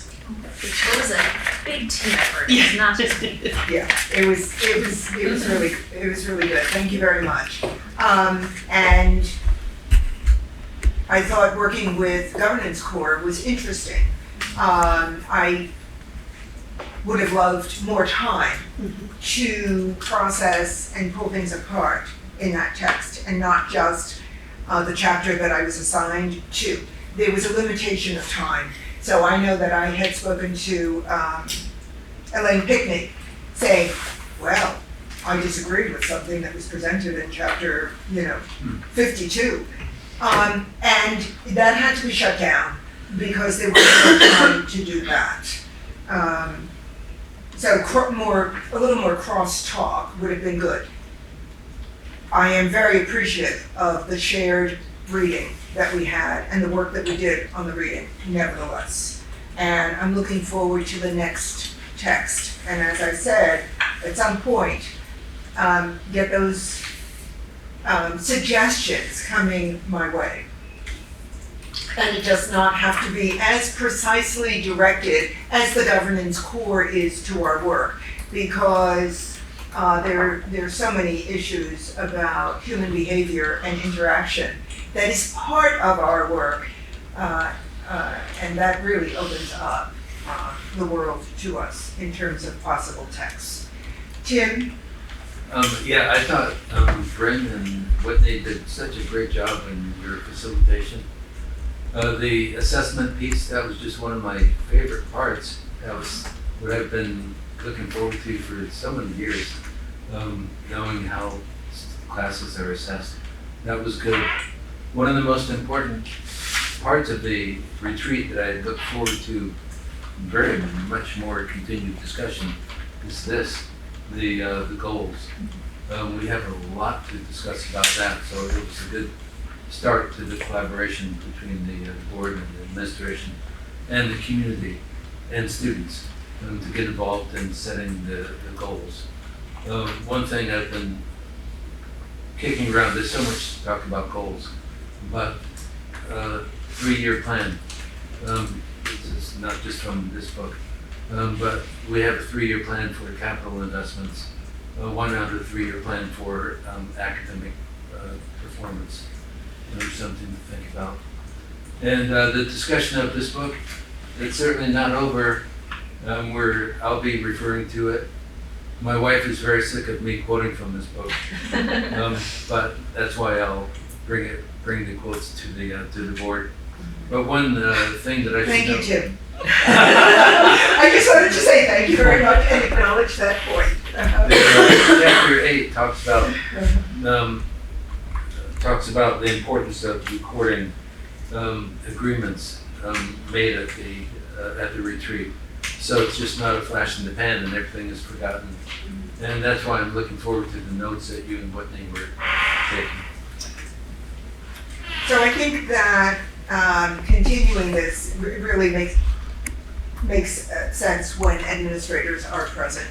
And so, Bryn. I just wanted to add, echo what you had said, Kim, in terms of so many people who spent hours planning, board members included, and wanted to speak to that co-planning of the retreat that I think really helped make it successful and a collaborative effort. And addressing my favorite part of the retreat was having this opportunity to have some rough ideas that weren't fully polished yet, and to say, okay, well, here's some goals and here's a list of 10 or 12 different things, and what can we arrive on together, and how can we use some protocols to get lots of feedback from a lot of people in the room. So I just wanted to thank everyone for participating in that, both for the CIP plan that will be drafted, and it's never done, the CIP, right, because it's a continuous improvement plan, but we will get that draft out based on the selected action items that will be kind of that umbrella goal for the district. And then that will be tailored for each individual school site and community for the needs of that building. So we will work on drafting that, kind of polishing that up and getting that off to all of you as a draft. That's a continued work in progress. And then also, as I was speaking before, with the board meeting calendar and data inputs cyclically. So thank you for the collaboration and doing that work together. Yes, there was something that just crossed my mind. I'm sorry, Tim. Yes. Yeah, there's so much to talk about for each of these goals. That draft, will it be discussed with the board at a regular board meeting?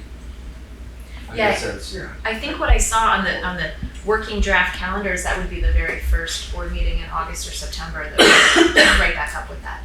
Okay.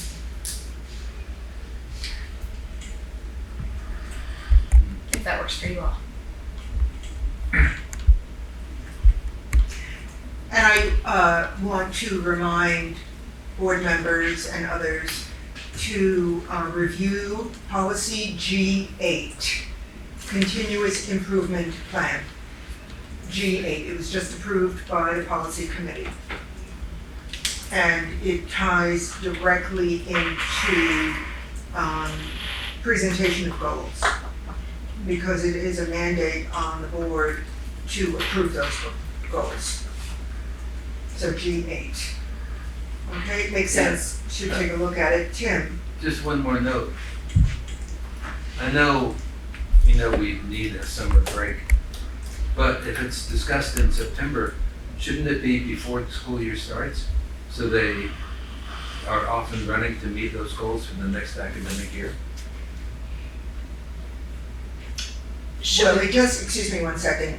The point was just raised that we need to have student participation in this. So it might be that as Bryn gets in touch with this group early August, you have at least 1 or 2 preliminary meetings and then bring students in so that you've got a draft to present to students.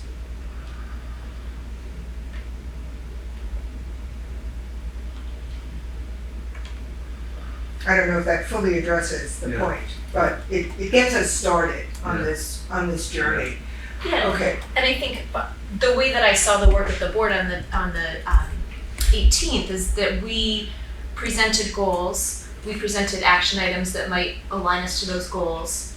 We documented that, we drafted and then we did a 5 vote protocol with everyone in the room in which each of those were agreed upon with either a 4 or a 5, which was documented in the notes. And so that was our preliminary, like, okay, we are moving forward in this vein, working with these goals and these action items. Are people remembering that also? And so that becomes our umbrella. Okay, here's where we're headed as a district. And now Vernon, how is this aligned for your school and your community and the needs based on where your students are? And Dummerston, how are you differentiating this and aligning for your community? Which really, in order to have a very robust and meaningful action plan to drive the specific work at each building really needs to involve the players who are at that site, the leadership councils, the students, the teachers at the site. And I will tell you that in the summer, the teachers need a break. Oh, absolutely. So I think that's kind of the Absolutely. overarching vision of we looked at and adopted using that protocol at on the 18th. Okay, here's our overarching goals for the district, and then that becomes the continual work at each site as we move through the school year. Okay. Eva? I just want to say my review of the retreat, I thought it went really well.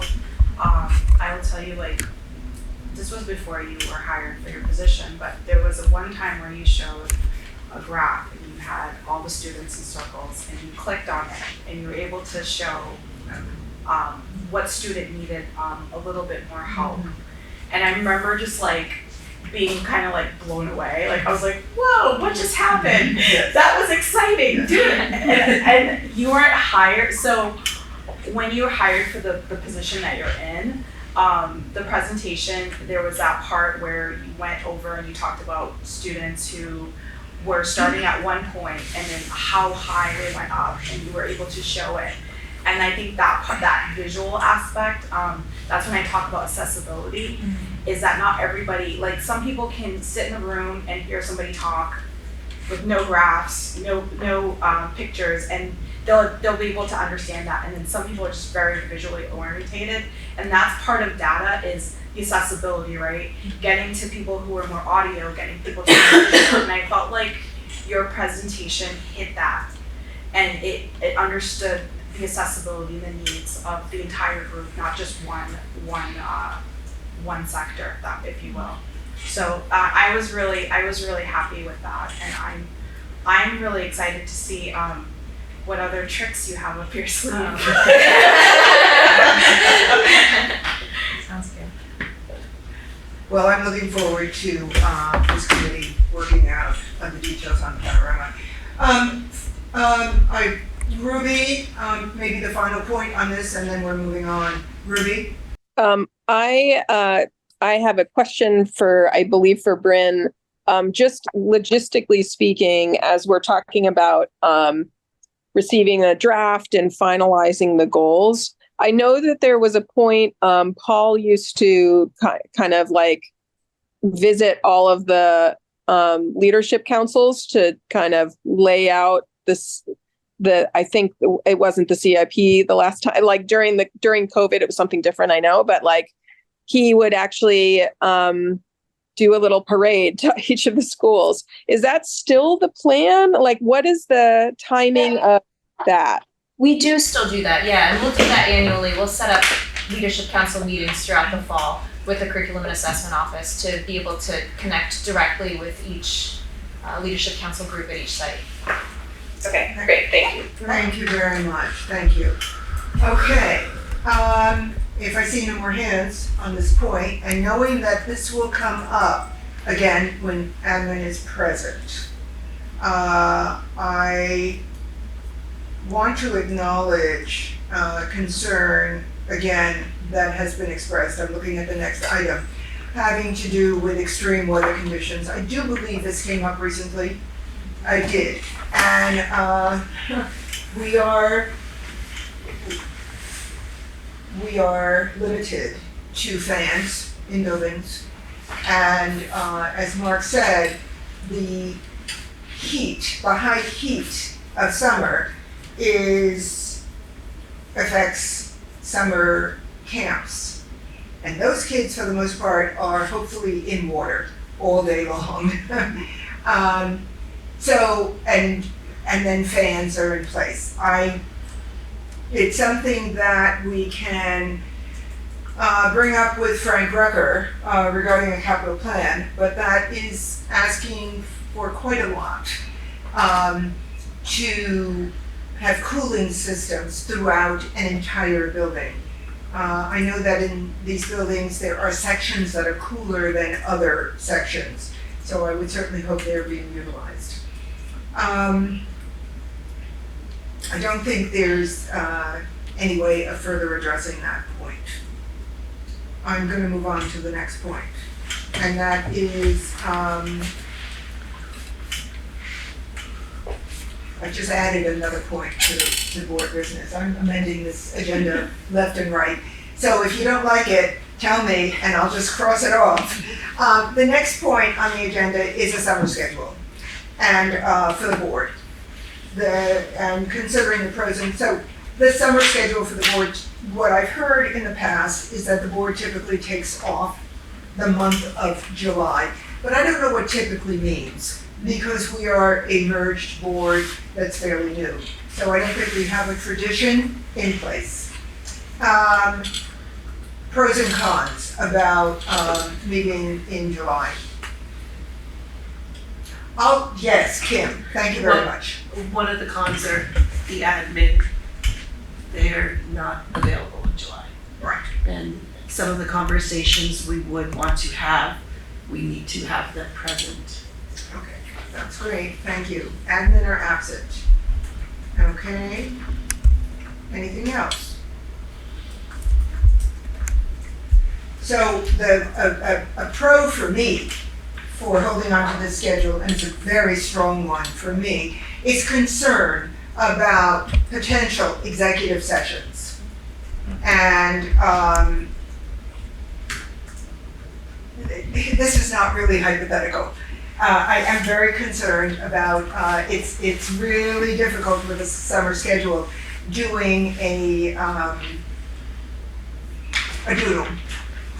And I would, when we do have an executive session, I would like the majority of people to be present and not just doing a head count to say, oh, we have a quorum, because that doesn't make me feel comfortable. So the schedule for July would be July 9th and July 23rd. Those are the two meetings in July.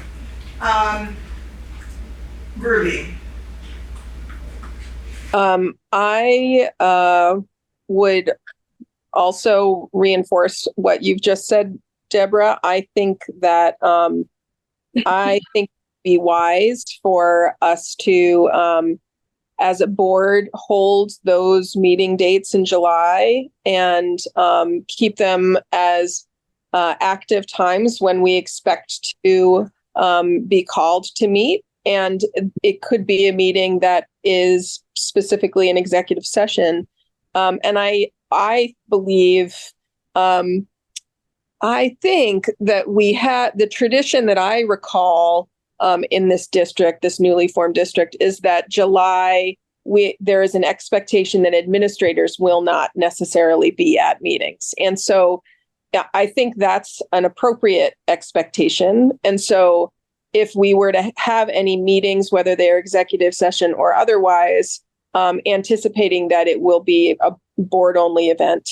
And I think we as a board have work that can be done, and I don't think we should pause. Okay, thank you. Eva? Last year, we took July off. We did not have any board meetings in July. So I think that we should follow the same, and not have any meetings in July. If there's an executive meeting that you have to have, you can let the board know. But I think that the certainly administrators should have July off. And I think the board should have it off as well. And we can meet back up in August. So, without doubt, there will be no administrators present in July. So let's get that off the table. Okay, it's not as if we're granting them July or not granting them July. They will not be here in July. I am very concerned about gathering board members together in July for a potential executive session.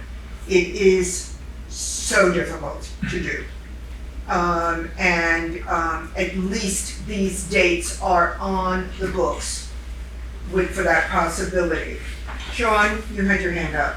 I was just going to say that I agree with what Eva said altogether. A reset is a good thing. A pause is really valuable. I mean, that's why one of the reasons that schools take a break, and administrators take a break, and the teachers take a break. It's just refreshing. So, thank you. Okay. Thank you. Tim? I would want at least a compromise and have at least one board meeting in July. If for none of the reasons, I think, despite that nice metaphor at the retreat, I still think that we need to discuss our purpose, our uniform, how did they put it? We need to discuss the purpose we have as a board. More on paragraph. I'll just leave it at that. Okay, I on my list of pros and cons, we always talk about this, but we don't get to it because of the busyness of the year. We had a fiscal report this evening, which I did not anticipate, but was necessary. And it is now 8:15. So I think that I can't remember the policy numbers. I think it's B1 and B2. It's board self-evaluation and board goal setting. We never get to that. We talk about evaluations all the time, but we don't evaluate ourselves. And I would like to do that when the agenda is not packed during the school year. The other thing that came up at the retreat was a quick look at the mission statement. And that is certainly mentioned in the governance core, that it is incumbent upon the board every year, with the understanding that we are a new board every year, that we look at meeting norms and that we assess the mission statement. It was a quick read of the mission statement. That for me is not really considering the mission statement phrase by phrase. To say, do these words really express how I feel sitting here? I think really that's a quick moment. But again, board self-evaluation, goal setting, and then we might want to spend some time talking about board calendar, which will mesh with the administrative calendar But maybe we want a draft of a calendar with timelines that we think are appropriate so that we're coming together with some sense of our needs as we talk to administration and formulate a calendar. So those are my concerns for holding on to July. I'm sorry, I just need a little. I'm sorry, just wait 1 second. So those are my concerns for holding on to July. Anybody who has not spoken yet on this point? Matt? I would echo Board Member Tim's sentiments about a compromise. I feel like, and particularly, Deborah, your issues with the executive sessions. We've had numerous executive sessions recently, and certainly there are, board members are aware that there are some ongoing loose ends regarding some of those matters that I think if we don't stay on top of those, we have a duty to stay on top of those. I am very concerned about the need to have some time set aside in July. So Eva. I just need a little bit more clarity about what the things that you were talking about. Are we talking about a retreat, making the goals, or is this a meeting in July where you would address the things that you talked about? My understanding about self-evaluation and goal setting, we are talking board business under those circumstances, and it must be public. Okay. So it's not a retreat, it is public.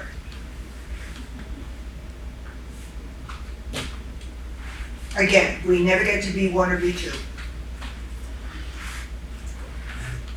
And we all know sitting here that as we start up in August, September, just in terms of our conversation about Panorama, our conversation about goal setting for the retreat, the year is going to pick up very quickly.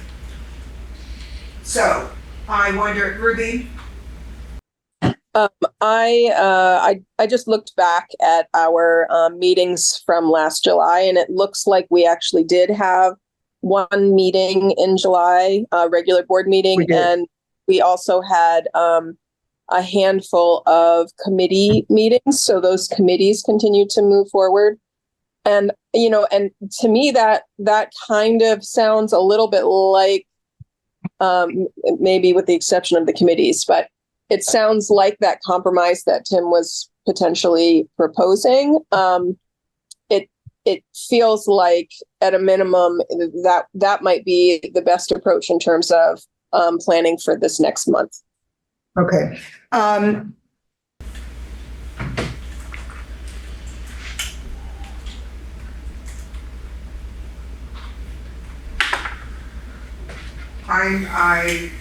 I presented a very strong view. It's gone back and forth. There's a compromise put forward to have only one meeting in July, and I don't know which one. Sitting here right now. So, Matt. I'd like to make a motion. Yes, please do. I would appreciate that. That the board meet on one time in July as a regular board meeting. So, is that seconded? Second. We've got a second. Discussion. Amendment to it? Tim. The board meet the second Tuesday in July. The ninth? The ninth? Would that be the 9th? Yes, it's the second Tuesday. It's not the second meeting, but the second Tuesday. Yeah, the second Tuesday. So it would be the first meeting in July. That would be the 9th. That's an amendment. Accepted. Okay, so the motion now is that the board hold one meeting in July, and that would be on July 9. Do I need a second? It's an amended motion. Second, we got a second. Discussion.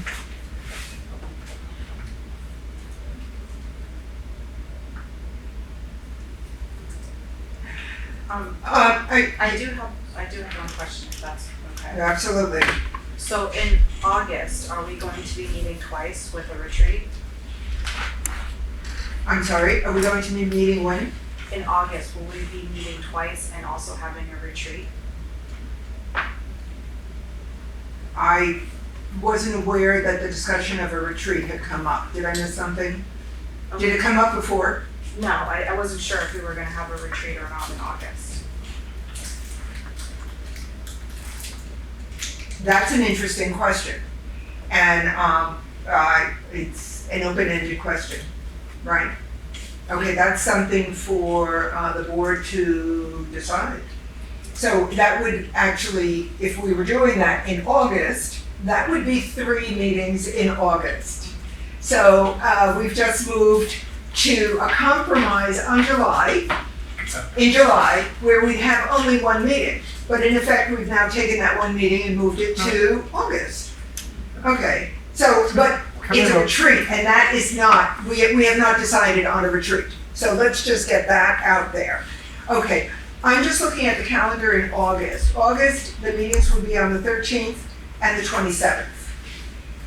Point of order, can we deal with the amendment that we have already about July? Yes, absolutely. And then move on to August? Absolutely, thank you very much. Do we need to do anything about the point of order? We don't need to vote on it or anything. It's well taken, yes, got it. Okay, thank you. Let's just say stay with July, is what you're saying. Yes, I right, was trying to find the words for it. Yeah, we vote in July, then we can talk about August. yes. I was just wondering if I had to do anything about the point of order. No. No, No, just- okay, just, we're flipping, right. So let's just stay in July. And so we're looking at 1 meeting in July, the motion that stands, 1 meeting in July, and that would be on July 9. And we are in discussion about that and only that. Thank you, Brian. Eva, Well, we are only in discussion about July. yes, But I just wanted to say that the reason why I brought up August is it's something to take into consideration. Because once we make the decision in July, if we have 3, it changes things, so. but we haven't even decided on a retreat. So July is one thing, but a retreat is something new that's added to the package. And I'm not indicating an opinion about a retreat in August. I'm just saying it's brand new right now. So, Point of Can- order taken, thank you. so we are staying with the motion. Any discussion?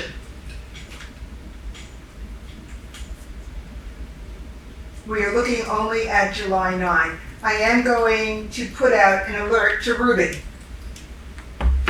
that pending a couple of issues, I may be asking you for a doodle for July, for board member availability for an unexpected meeting. And that meeting, my understanding, would have to be somewhat in person, starting in July. It would have to be physical. 1 person would have to be at a physical location. Unless I so determine that that 1 person constitutes the entire body of the board. You can't do that. Oh, I'm sorry. Okay. Oh, I tried. That if 1 person has to be on site, could you join me, please? Okay, so the motion stands. Is there any further discussion? Okay. We know what the motion is. We've heard it numerous times. All those in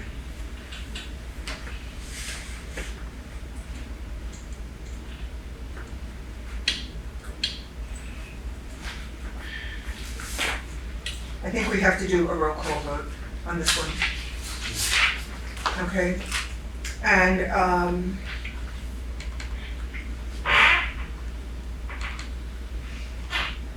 all those in favor of 1 meeting, just bear with me 1 second.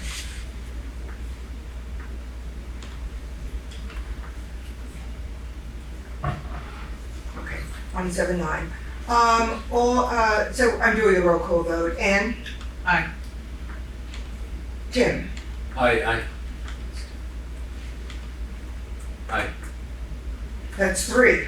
I'm like, oh my God! Ruby? Aye. Okay, Sean? No, Okay, you did say no. I did. Okay, no. Okay, Eva? No. Kim? No. Brian? Aye. Colleen? Aye. Matt? Aye. Deborah? No. Okay. Okay. 4 no's and 6 ayes. The ayes have it. We are meeting only once in July. Okay.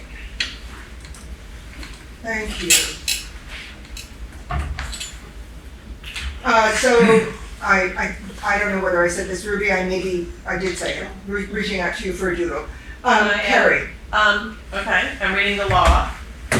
There is something in the law, we should all read this, allows members of any public body, including school boards, to attend an emergency meeting of the body by electronic or other means without being physically present at or staffing a designated meeting location. So if you have to have an emergency meeting, you're okay. But you should do those very few and far between. No, but what my understanding is that an executive session is a special meeting. It's a special, It okay. does not warrant emergency Emergency status. status, okay. Not at all. I was Emergency trying to give is you a some. loophole. Yeah, thank you. Could you find another one, please? No. Thank you. Anything. An emergency would be something affecting school sites, children. That's my understanding of an emergency. Okay.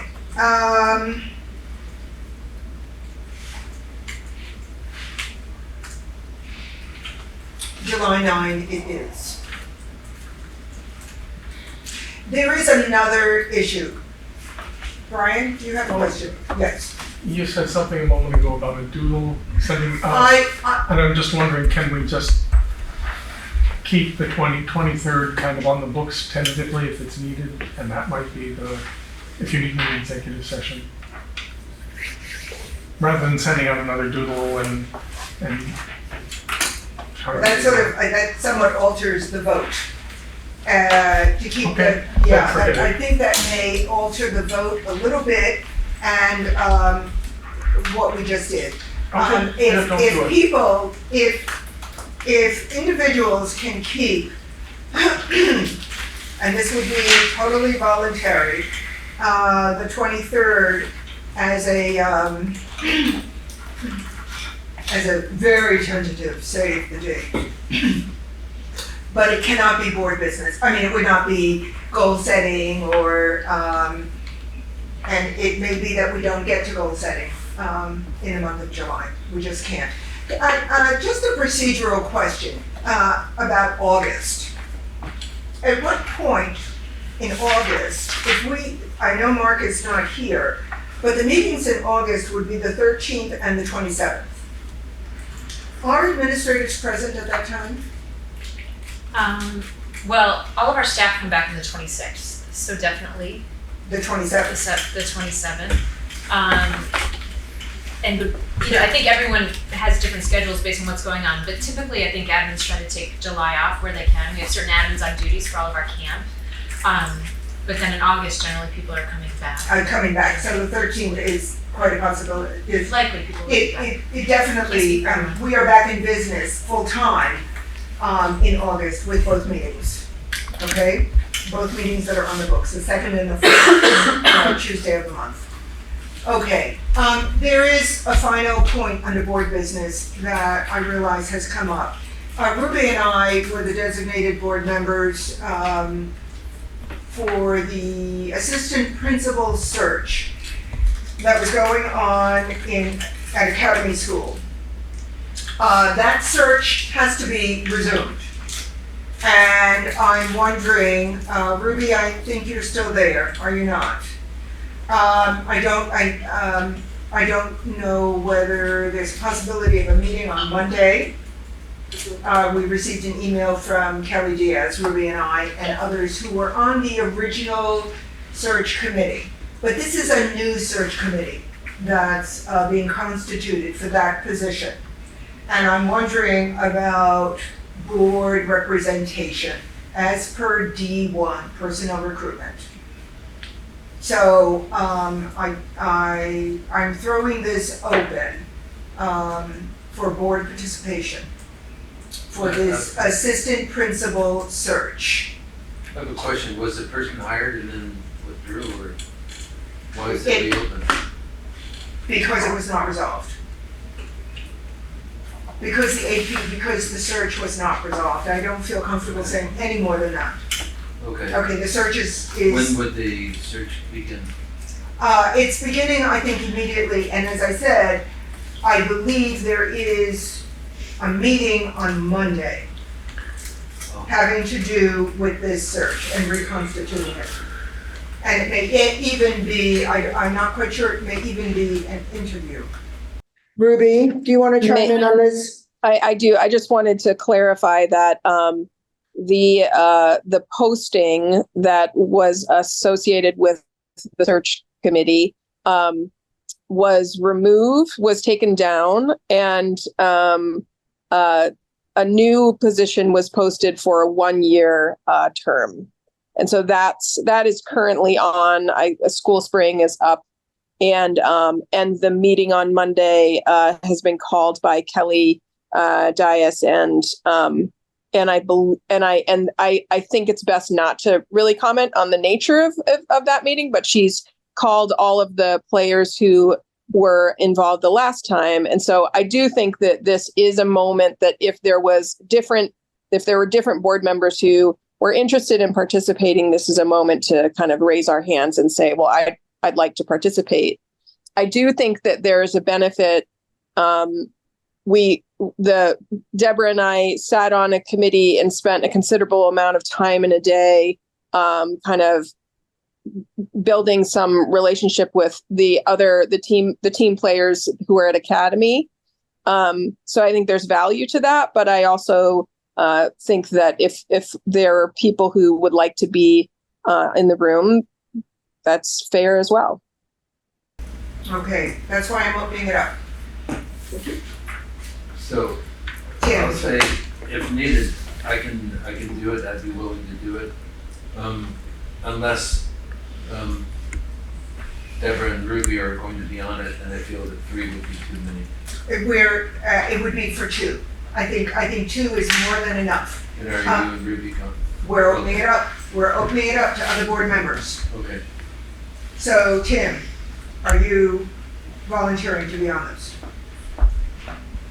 No. I mean, no, not if you and Ruby are on. Okay. I would like to withdraw from the committee. Okay, then I'll be in. Thank you very much. Ruby? I would like to stay on the committee.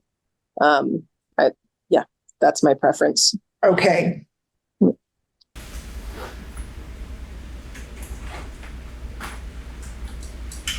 Okay, Ruby and Tim. So, I need to remember to write to Kelly about that.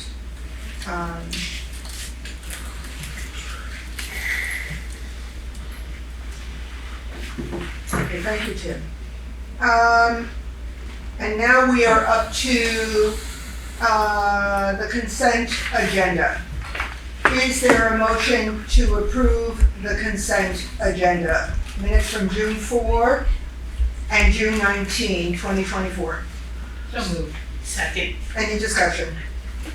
All those in favor, please indicate by raising your hand and saying aye. Aye. Aye. Ruby, are you voting? Aye. Aye. Okay, thank you very much. Any opposed? No. No one's opposed, and, meaning raise your hand and say no if you're opposed. And any abstentions? Okay, thank you. Please note in the minutes that for that particular vote, Sean Murphy was not present. Okay, thank you. And now we are on to, okay. All right, now we are on to new business. The Policy and Amendment Committee requests that the following be rescinded. And I'll go through the ones to be rescinded one by one. The first one is LSP2, transportation. We are looking to rescind this policy because D7, work study and D7, volunteers and work study, take the place of LSP2, having to do with transportation utilizing private vehicles. So is there a motion to rescind LSP2? So moved. Second? Second. Any discussion? All those in favor, please indicate by raising your hand and saying aye. Aye. Any opposed? Any abstentions? No. Again, on this particular vote, please indicate that Sean and Eva were absent. And Ruby had to drop off. And Ruby had to drop off. Okay, so what are we up to? We're up to one? We're okay, we're 6, 7. We're okay. Okay, thank you. Just doing a head count. The Policy and Amendment Committee requests that LSP 12 be rescinded. LSP 12 has to do with enrollment of children, of faculty and staff. And when you read this policy, it talks about 50% tuition rate, and it just goes into detail. This information this policy is no longer legal. So the policy committee asks for a motion to rescind this. Is there a motion? So moved. Second. Second. Any discussion? All those in favor, please indicate by raising your hand and saying aye. Aye. Thank you very much. And, sorry. Any opposed, please indicate by raising your hand and saying no. Any abstentions? Okay. That takes care of no, it doesn't take care of new business. Again, policy. Sorry. Again, policy. The policy committee presents for a first reading D4, which is educator supervision and evaluation. And again, this is being presented for a first reading, and it will come up at the next board meeting if there is no objection as a second reading. So I ask everyone to please read that and send an email if you have comments. Is there any other topic for new business before I move on? Okay, we are moving on to unfinished business. The Policy and Amendment Committee presents the following for a second reading. E14, Environmental Awareness and Responsibility. F4, Searches, Seizures, Interrogation of Students by School Personnel. F5, Searches, Seizures, and Interrogation of Students by law enforcement personnel or other non-school personnel. F41, Policy on Section 504 and ADA Grievance Protocol for Students and Staff. And the final one, G13, acceptable use of electronic resources and the internet. Those are being presented for a second reading. Once again, we strongly suggest that you take a look at these policies. They will, if there is no objection, they will be presented at the next meeting for readoption. Is there any other topic for unfinished business this evening? With that in mind, Madam Chair, there being no further business before this board, I move that we adjourn. Second. Any discussion? All those in favor, please indicate by raising your hand and saying aye. Aye. Anyone opposed, please indicate by raising your hand and saying no. Any abstentions? Thank you very, very much. Thank you. This meeting is adjourned at 8:42.